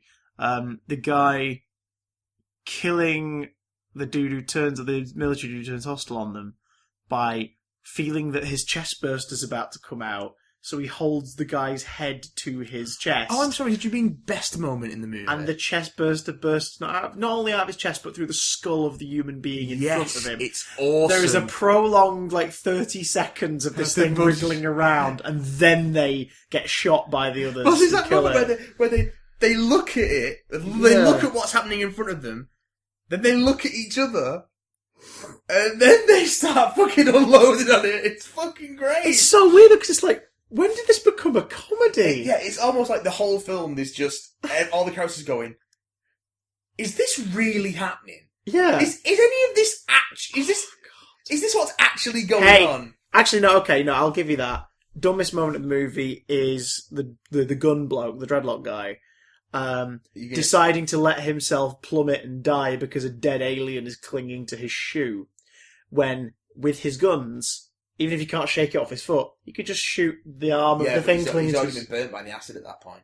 Has he? Yeah. Well, yeah. He's got face burns, but I think it's implied that that's just the start of his injuries. Oh, well, there we go. Shoot it off your foot, then go into the water. It should hopefully wash the acid out of your wounds. Climb back up. That's not how acid works. Come away with some cool ass scars. Yes, of course. I'm a scientist. So, yeah. Matt and Chris will continue their Alien discussion in Part 2 next week. Alien, Part 2, Electrica Boogaloo. So, yeah, this gives you a week to watch those 4 movies, and read up on some shit, and watch some more shit, and play some shit. Because next week we're going to talk about Covenant. We're going to talk a bit about Prometheus. Yeah. And I'm going to unload my Aliens Expanded Universe sack onto your face. Oh, I can't wait. And then, to polish it off, we'll have a sniff of the turd that is the AVP adaptations. You know, I dug out my PSP last week, remember? I found it. Remember. And I found out that I have a pretty decent UMD collection.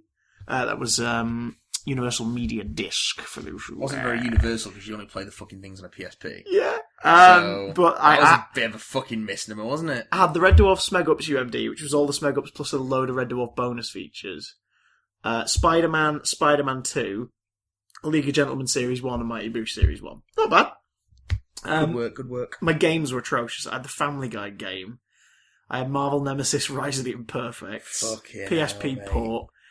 I had Spider-Man Friend or Foe PSP port.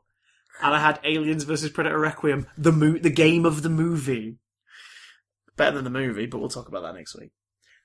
Your emails, I give them to me. We're gonna read them and talk about the BBC TV show Doctor Who. Matt and Chris, 2 Doctor Who fans, reluctantly talk about Doctor Who, in this case. Knock knock.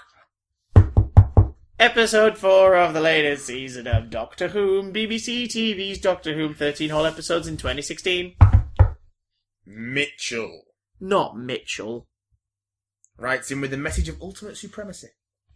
Fair enough. He says, hello, little undamned podcast proprietors and variations notwithstanding. May I just say that your podcast is truly delicious. That's not how that song goes.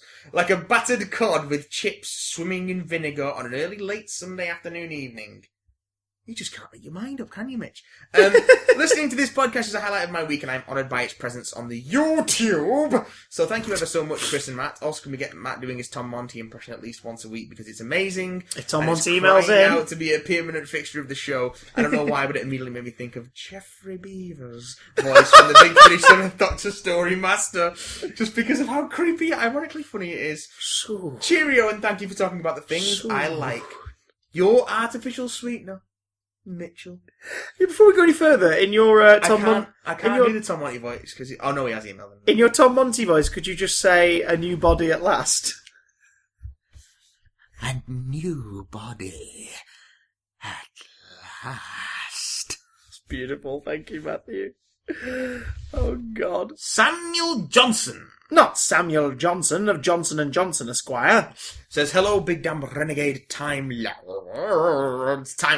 So what did you call us? Whatever happened to the time lads?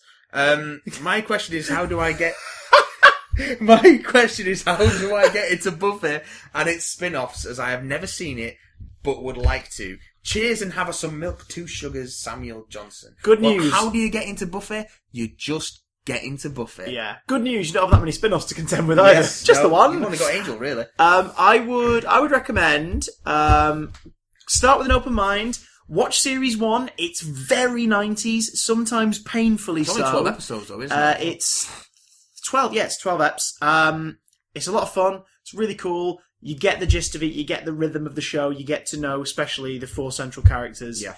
Series 2. If you're not sold by the end of series 1, series 2 is where it hits its confidence. Just go for it. Just Start with series 1, enjoy the fluff, enjoy the fun sci-fi horror like concepts and scenarios, and series 2 is where shit gets real. It's great. Just go for it.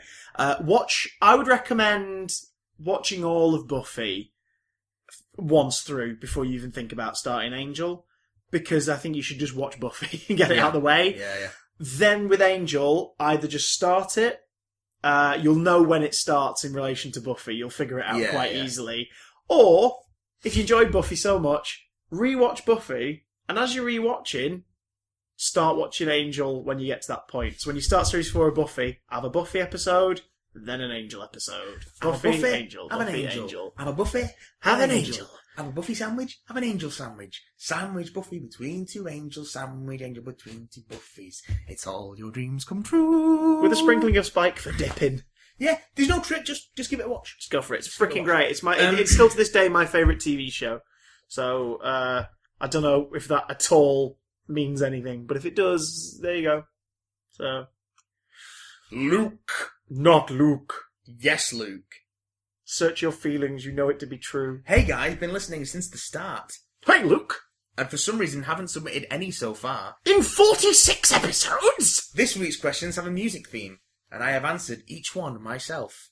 He's literally answered his own questions. Luke, you are like the cheat page of an exam. What are your favourite songs from the Buffy musical, Once More with Feeling? Buffy question! His answer is Standing, and I've got a theory. Ooh, in terms of karaoke style-y, frickin' love, Rest in Peace. Oh, Rest in Peace is great. Because it's just great. Oh god. I've got a theory, it's pretty cool. I really like What You Feel, Sweet Song. Yeah.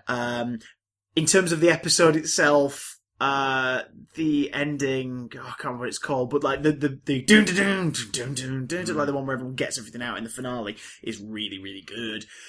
But it's a tie for Under Your Spell, Tara, and Standing, Giles, because then you also get the bonus of those two having a duet where those two songs tie together. Because Amber Benson and Tony Head have beautiful singing voices, and it's really nice to hear. Bonus points for They Got the Mustard. Ah, they got the mustard. But that song in itself, that 15-second thing, is basically a prequel to Dr. Horrible. It's like that tone becomes its own thing later. I really like Rest in Peace. It's just grungy and dirty, isn't it? Yeah, James Masters owns it. I also really like how clever some of the wordplay is in Anya and Xander's. I'll Never Tell. Yeah. And the jolliness of it is just, it's very... It's the kitschy one. It's the kitschy number. It's the kitschy one, which I quite like.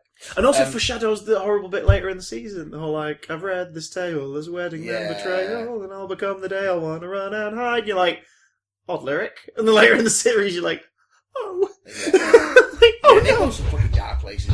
They do. That wedding day episode is really odd. What are your favourite Monty Python songs?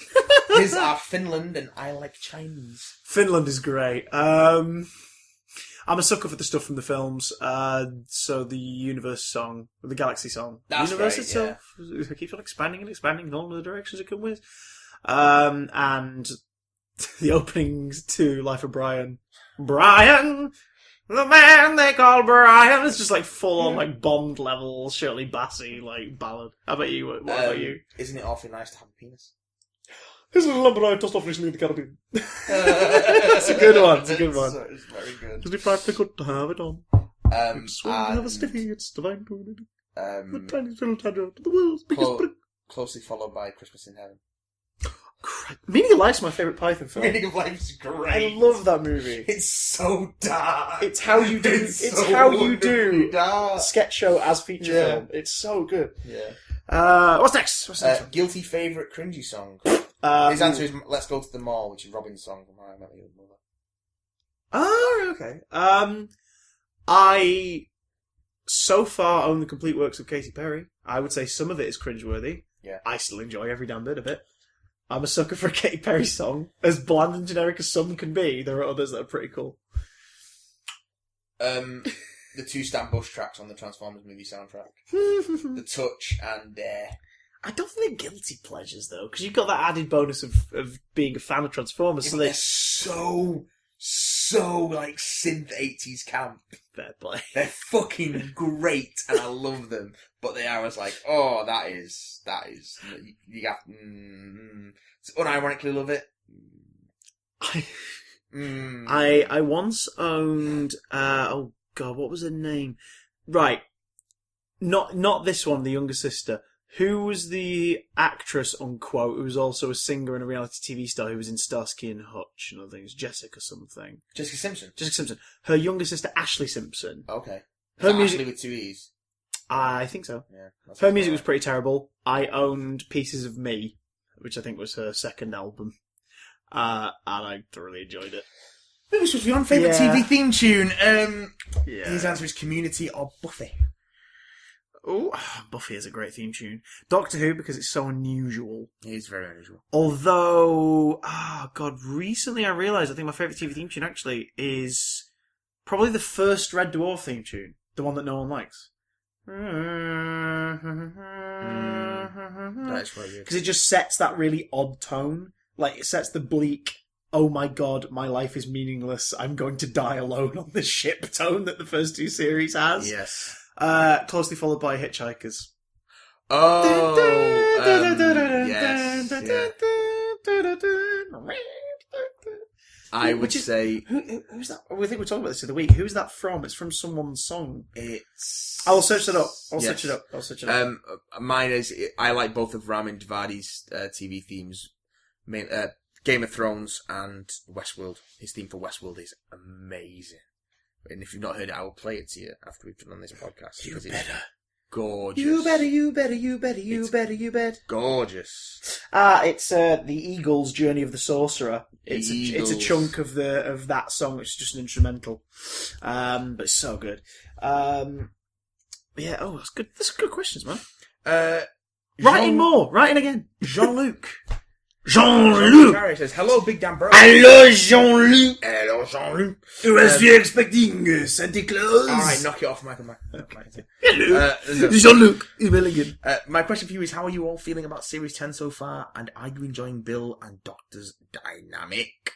My original question was, what do you think guys in Vault? But from the end of Knock Knock, Pardon me. Lovely From the end of Knock Knock, it's probably just going to be Missy again. Before we get into that, here are Jean-Luc's reviews for Series 10 so far. The pilot, fun, fresh, and a great introduction to Bill's character, 7.5 out of 10. Smile, simple, easy to follow story, and surprisingly enjoyable, even if the ending was a bit rushed. 8 out of 10. Thin Ice. Thin Ice is probably in my top 3 Capaldi stories. I love the Doctor and Bill throughout, and also liked how it approached the issue of racism. Even if it had a few recycled ideas, it didn't take away from my enjoyment. 9 out of 10. Knock Knock. I found Knock Knock to be quite underwhelming. I was expecting so much more from this episode. I didn't care about any of the side characters, and the pacing was all over the place, even with David Suchet's amazing performance and the twist at the end. This was nothing special. 6 out of 10. Thanks for the awesome podcast, guys. Your sunshine! Jean-Luc Harry. Jean-Luc.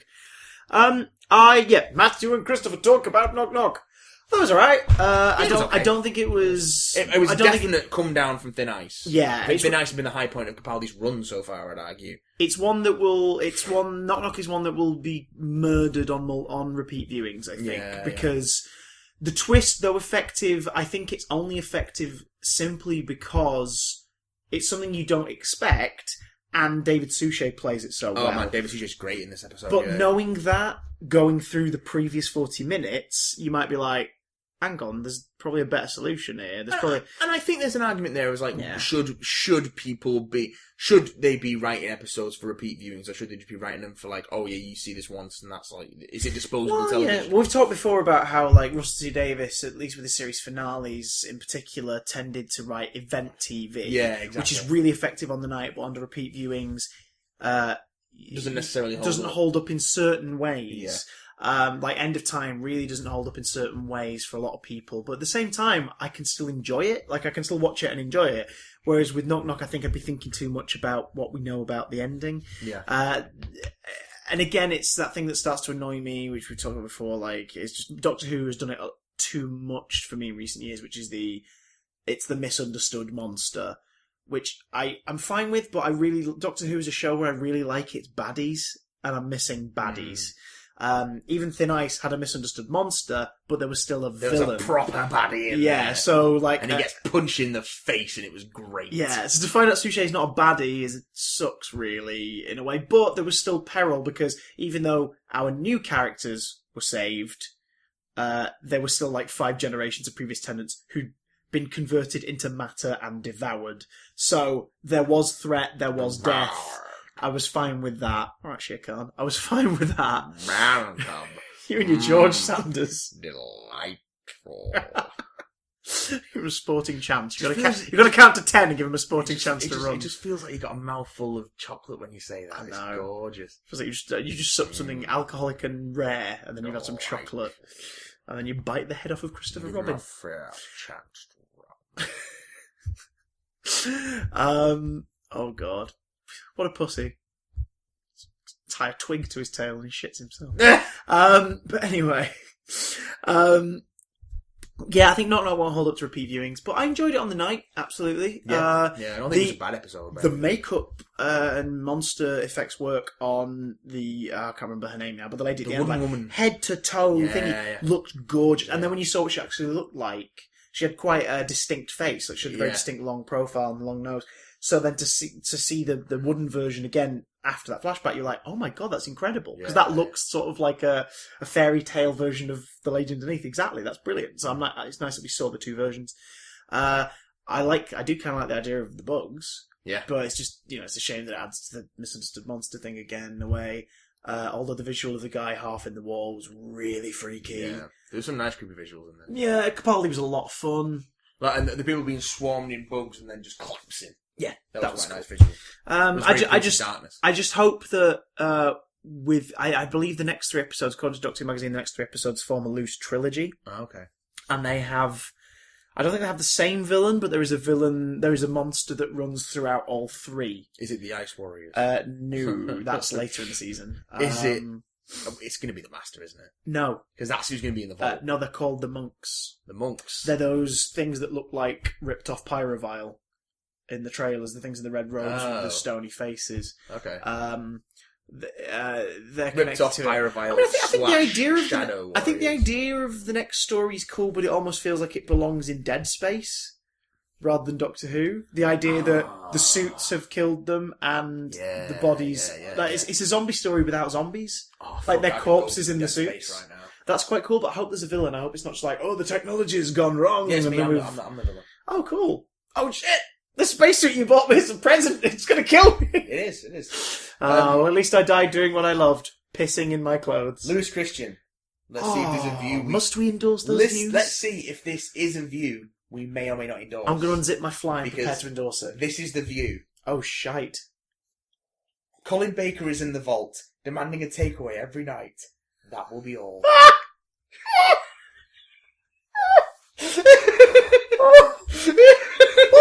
Well, to be fair, if you were locked in a vault and you're the people who were like keeping you locked in there or at least feeding you, you would push them to bring you an exercise bike, a games console, and constant takeaways. Yeah. If you're going to keep me in here, I've got to keep trim, I've got to keep my mind awake, and I'm going to have food that's a treat. Yeah. I'd say this, as I mentioned in the other email, I really hope the thing in the vault isn't Missy, because it would be a bummer simply because, I mean, for people who don't like Missy, extra bummer, but it'd be a bummer because we know she's in the series, she's in the trailer. I would rather it be something that isn't in the trailers. I don't want it to be John, but I don't want it to be John Sim. I don't want it to be Missy. I want it to be something that's not in the trailers. I think it because the way if he's keeping John Sim in the vault to stop him from becoming Missy. Stop him from becoming Missy. Well, somehow. Maybe, but I don't know. I think that... But it's going to be the Master. It'll suck if it is, because if it's something that we've already seen, we know is in the series, it's no surprise. Do you know what I mean? I don't think there's anyone else he talked to like that. Himself.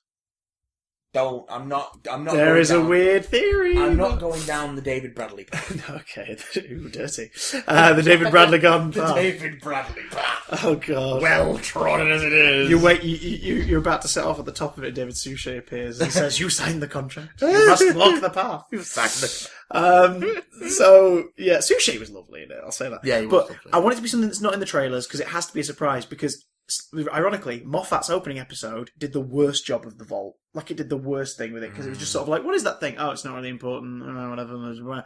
Episode 3 and 4 did something really cool with its stinger. And if this is the series arc, that's how you do it. Yeah. At the end of each episode, you tease your viewer a bit more about what the hell is in there. Not just by having someone in a frock in a garden. Yeah. well, I could. I've got a copy of the original draft of Deep Breath, and it was very different. The ending, and it was a bit weirder. But yeah, that's another thing for another time. But it's if it was something that we know is in it, either an actor or something from the trailers, it's a waste of a surprise. It needs to be something they've kept under wraps. Do you know what I mean? Like, that would be more impressive. So if it is Colin Baker with a Just Eat account, that would be amazing. Demanding takeaway every night. Well, if you're going to keep me in here, you may as well bring me some Taiwanese. That's not what they call it, Colin, isn't it? Well, I'll have something with noodles. Noodles and egg. Thai. Excuse me while I play this piano. This next one comes in from Cannon Smallwood. So he survived then. Clearly. Both versions of him survived. Clearly. Mr. Magister. I have written you a song to be sung to the tune of If You're Happy and You Know It. Shit it out. Clap your hands. Oh, fuck right off. Oh, God. Okay. Hit me. Sing to me, Matthew. Sat down on Saturday to watch Knock Knock. I sat down on Saturday to watch Knock Knock. I sat down on Saturday and I put me porn mags away. I sat down on Saturday to watch Knock Knock. I'm glad you put away the dirty mags for a family show. I was very frustrated at Knock Knock. I was very frustrated at Knock Knock. I was very frustrated, felt like I had been castrated. I was very frustrated at Knock Knock. What transmitted on my screen was total balls. What transmitted on my screen was total balls. What transmitted on the night, it was absolutely shite. Yes! What transmitted on my screen was total balls. Okay, that was great. My review has now come to its end. My review has now come to its end. The ep was absolutely wank, and if I'm really being frank, my review has now come to its end. Beautiful, succinct, musical, I love it. Okay. And it's a no from me, I'm afraid. If people want to review things from now on in song, go for it. Because that was great. That was really good. Hot damn, sir. Hot damn. Jesus wept, that's a big old email. It's Tom. Tom Monty. Oh, God. Could Tom speak in his voice but slightly quicker? Because that's a big paragraph. I'm giving up forever. Ladies and gentlemen, presenting the 8th wonder of the world, Thomas Monty. Howdy, Big Dan Christopher and Big Dan Matthew. How has your week been? Anything stand out in particular for both of you? Knock, knock. What can I say, really? In contrast to last week, this will be short and sweet. Sweet. I felt bad for Mr. Landlord. I wasn't a fan of the students apart from Paul. Paul's cool. And the line that I appreciated the least this week was, I'm a celebrity. Get me out of here. Out of here. Also, what was the deal with the whole binaural experience they seem to promote online? To be honest, I watched it on iPlayer and it sounded like any other episode. I think you meant to do it with headphones in, though. I read something about that. That would, yeah. Binaural, you need to have like closed sound. Maybe Tom did. But it also depends what the how the sound's transmitting on iPlayer, because it would need to be in the right mix. Yeah. And if it's just like stereo 2.0 channel mix, it's not going to come through, because, yeah. But I have no idea what that was, so. Anyway. Tom's talking. So what did you guys make of Knock Knock? Any standout moments? I think we've covered that. What do you think is in the vault now after this week's advancement in that storyline? Personally, other than the obvious candidates, I think it's a future version of the 12th Doctor, and it will tie in with his regeneration somehow. That's not a bad theory. That's not a bad shout. That's not a bad theory. No. I like that. If you've seen all the series' 10-episode titles, what upcoming title excites you the most, based purely on the title? I haven't seen any of the other episode 10 titles. I've read them, but I can't remember what they are, to be honest. I'm happy to be surprised. Yeah, as long as they're better titles than Oxygen, which is the title of the next one. Fair enough. Really good, though. I like single-word titles. That's because you're a dirty bugger. I am a dirty man. Whoa. Non-Doctor Who related questions. Have you got a date? Any hints as to when the Black Mirror Series 2 Big Damn Love will be airing on the channel? What makes you think we're doing a Big Damn Love on Series 2 of Black Mirror? I thought I might at some point, actually. Oh, damn it, Christopher. Well, Be Right Back's one of my favourites. Treat 'em mean and keep 'em keen. Chris, when can we expect your favourite Doctor / favourite episode list to video to go up? Yeah, over on my YouTube channel, I put up to a vote. People had to give thumbs up if they wanted Doctors ranked, and they had to comment top 10 eps if they wanted top 10 eps of the modern series, and Doctors rank won outright, so it'll be in the next week. That's all I'm saying. You'll get the video in the next week. Finally.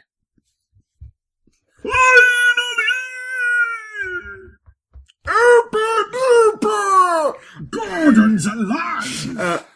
Any predictions as to where Season 3 of Rick and Morty is headed after watching Episode 1? Probably to Adult Swim at some point in the near future. And do you believe that we will truly be getting 9 more seasons? Shit.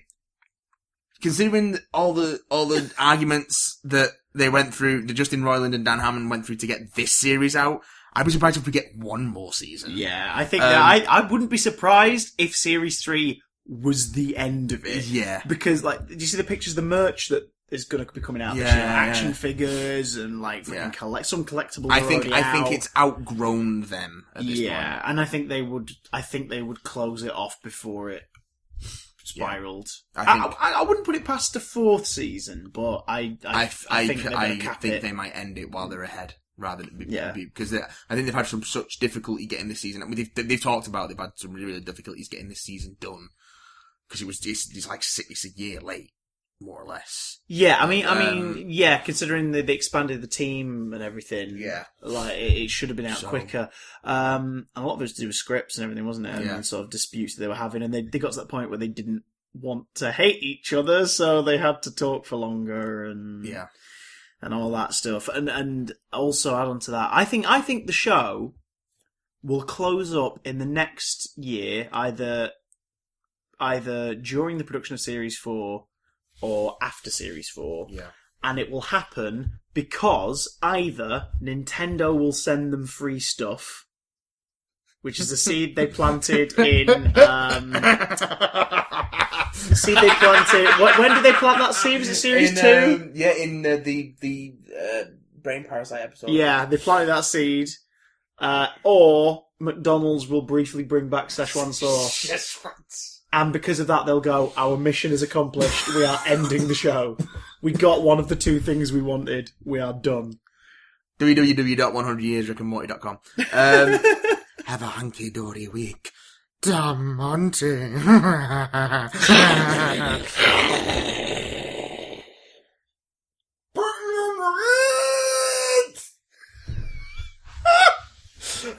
I would be surprised if any of our audience got that joke.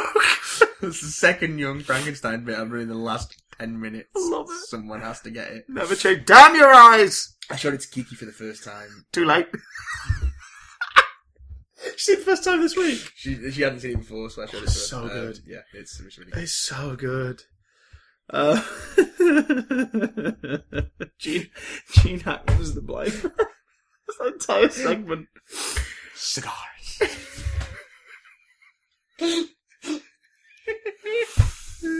Well, I was going to make espresso. Well,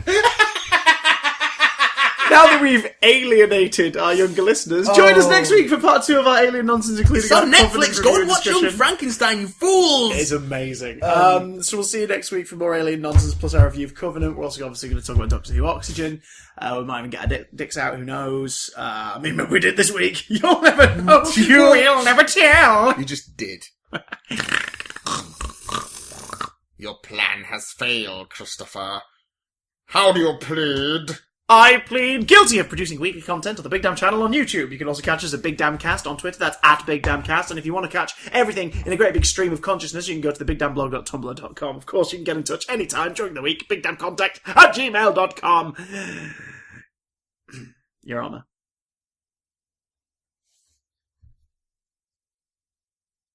Objection. No, the just doesn't do that, does he? No. Didn't know where to go with that. I just thought I'd see where the court Lego took me. Oh, God, it'd be proof, if any, that you've never been to court. I've actually never been to court. I have been to court. And we'll leave you on one simple note. Matt, what's your PS2 cheat of the week? Okay, PS2 cheat of the week. Matt's PS2 cheat of the week. These are the level codes. Oh, shit. For War of the Worlds. Get a pad and paper and a pen and a pad. Let me put my glasses on. It's very small print. Oh, here we go. He's getting them on. He's getting them on. He's putting them right on. There we go. There we go. His glasses we got his glasses on. I got my sunglasses. I can't actually read them. Level 2. X, X, X, square, triangle, X, square, square. Oh, shit. Level 3. Square, X, X, triangle, circle, circle, circle, triangle. Level 4. Circle, circle, square, square, triangle, X, triangle, circle. Can I ask you a quick question? Yeah. How many levels has this game got? 14. Level 5. Triangle, triangle, triangle, square, circle, triangle, X. Level 6. Square, circle, triangle, triangle, circle, square, X, square. I wonder if I started drinking. Level 7. Circle, triangle, square, square, square, square, I miss my triangle, family. triangle.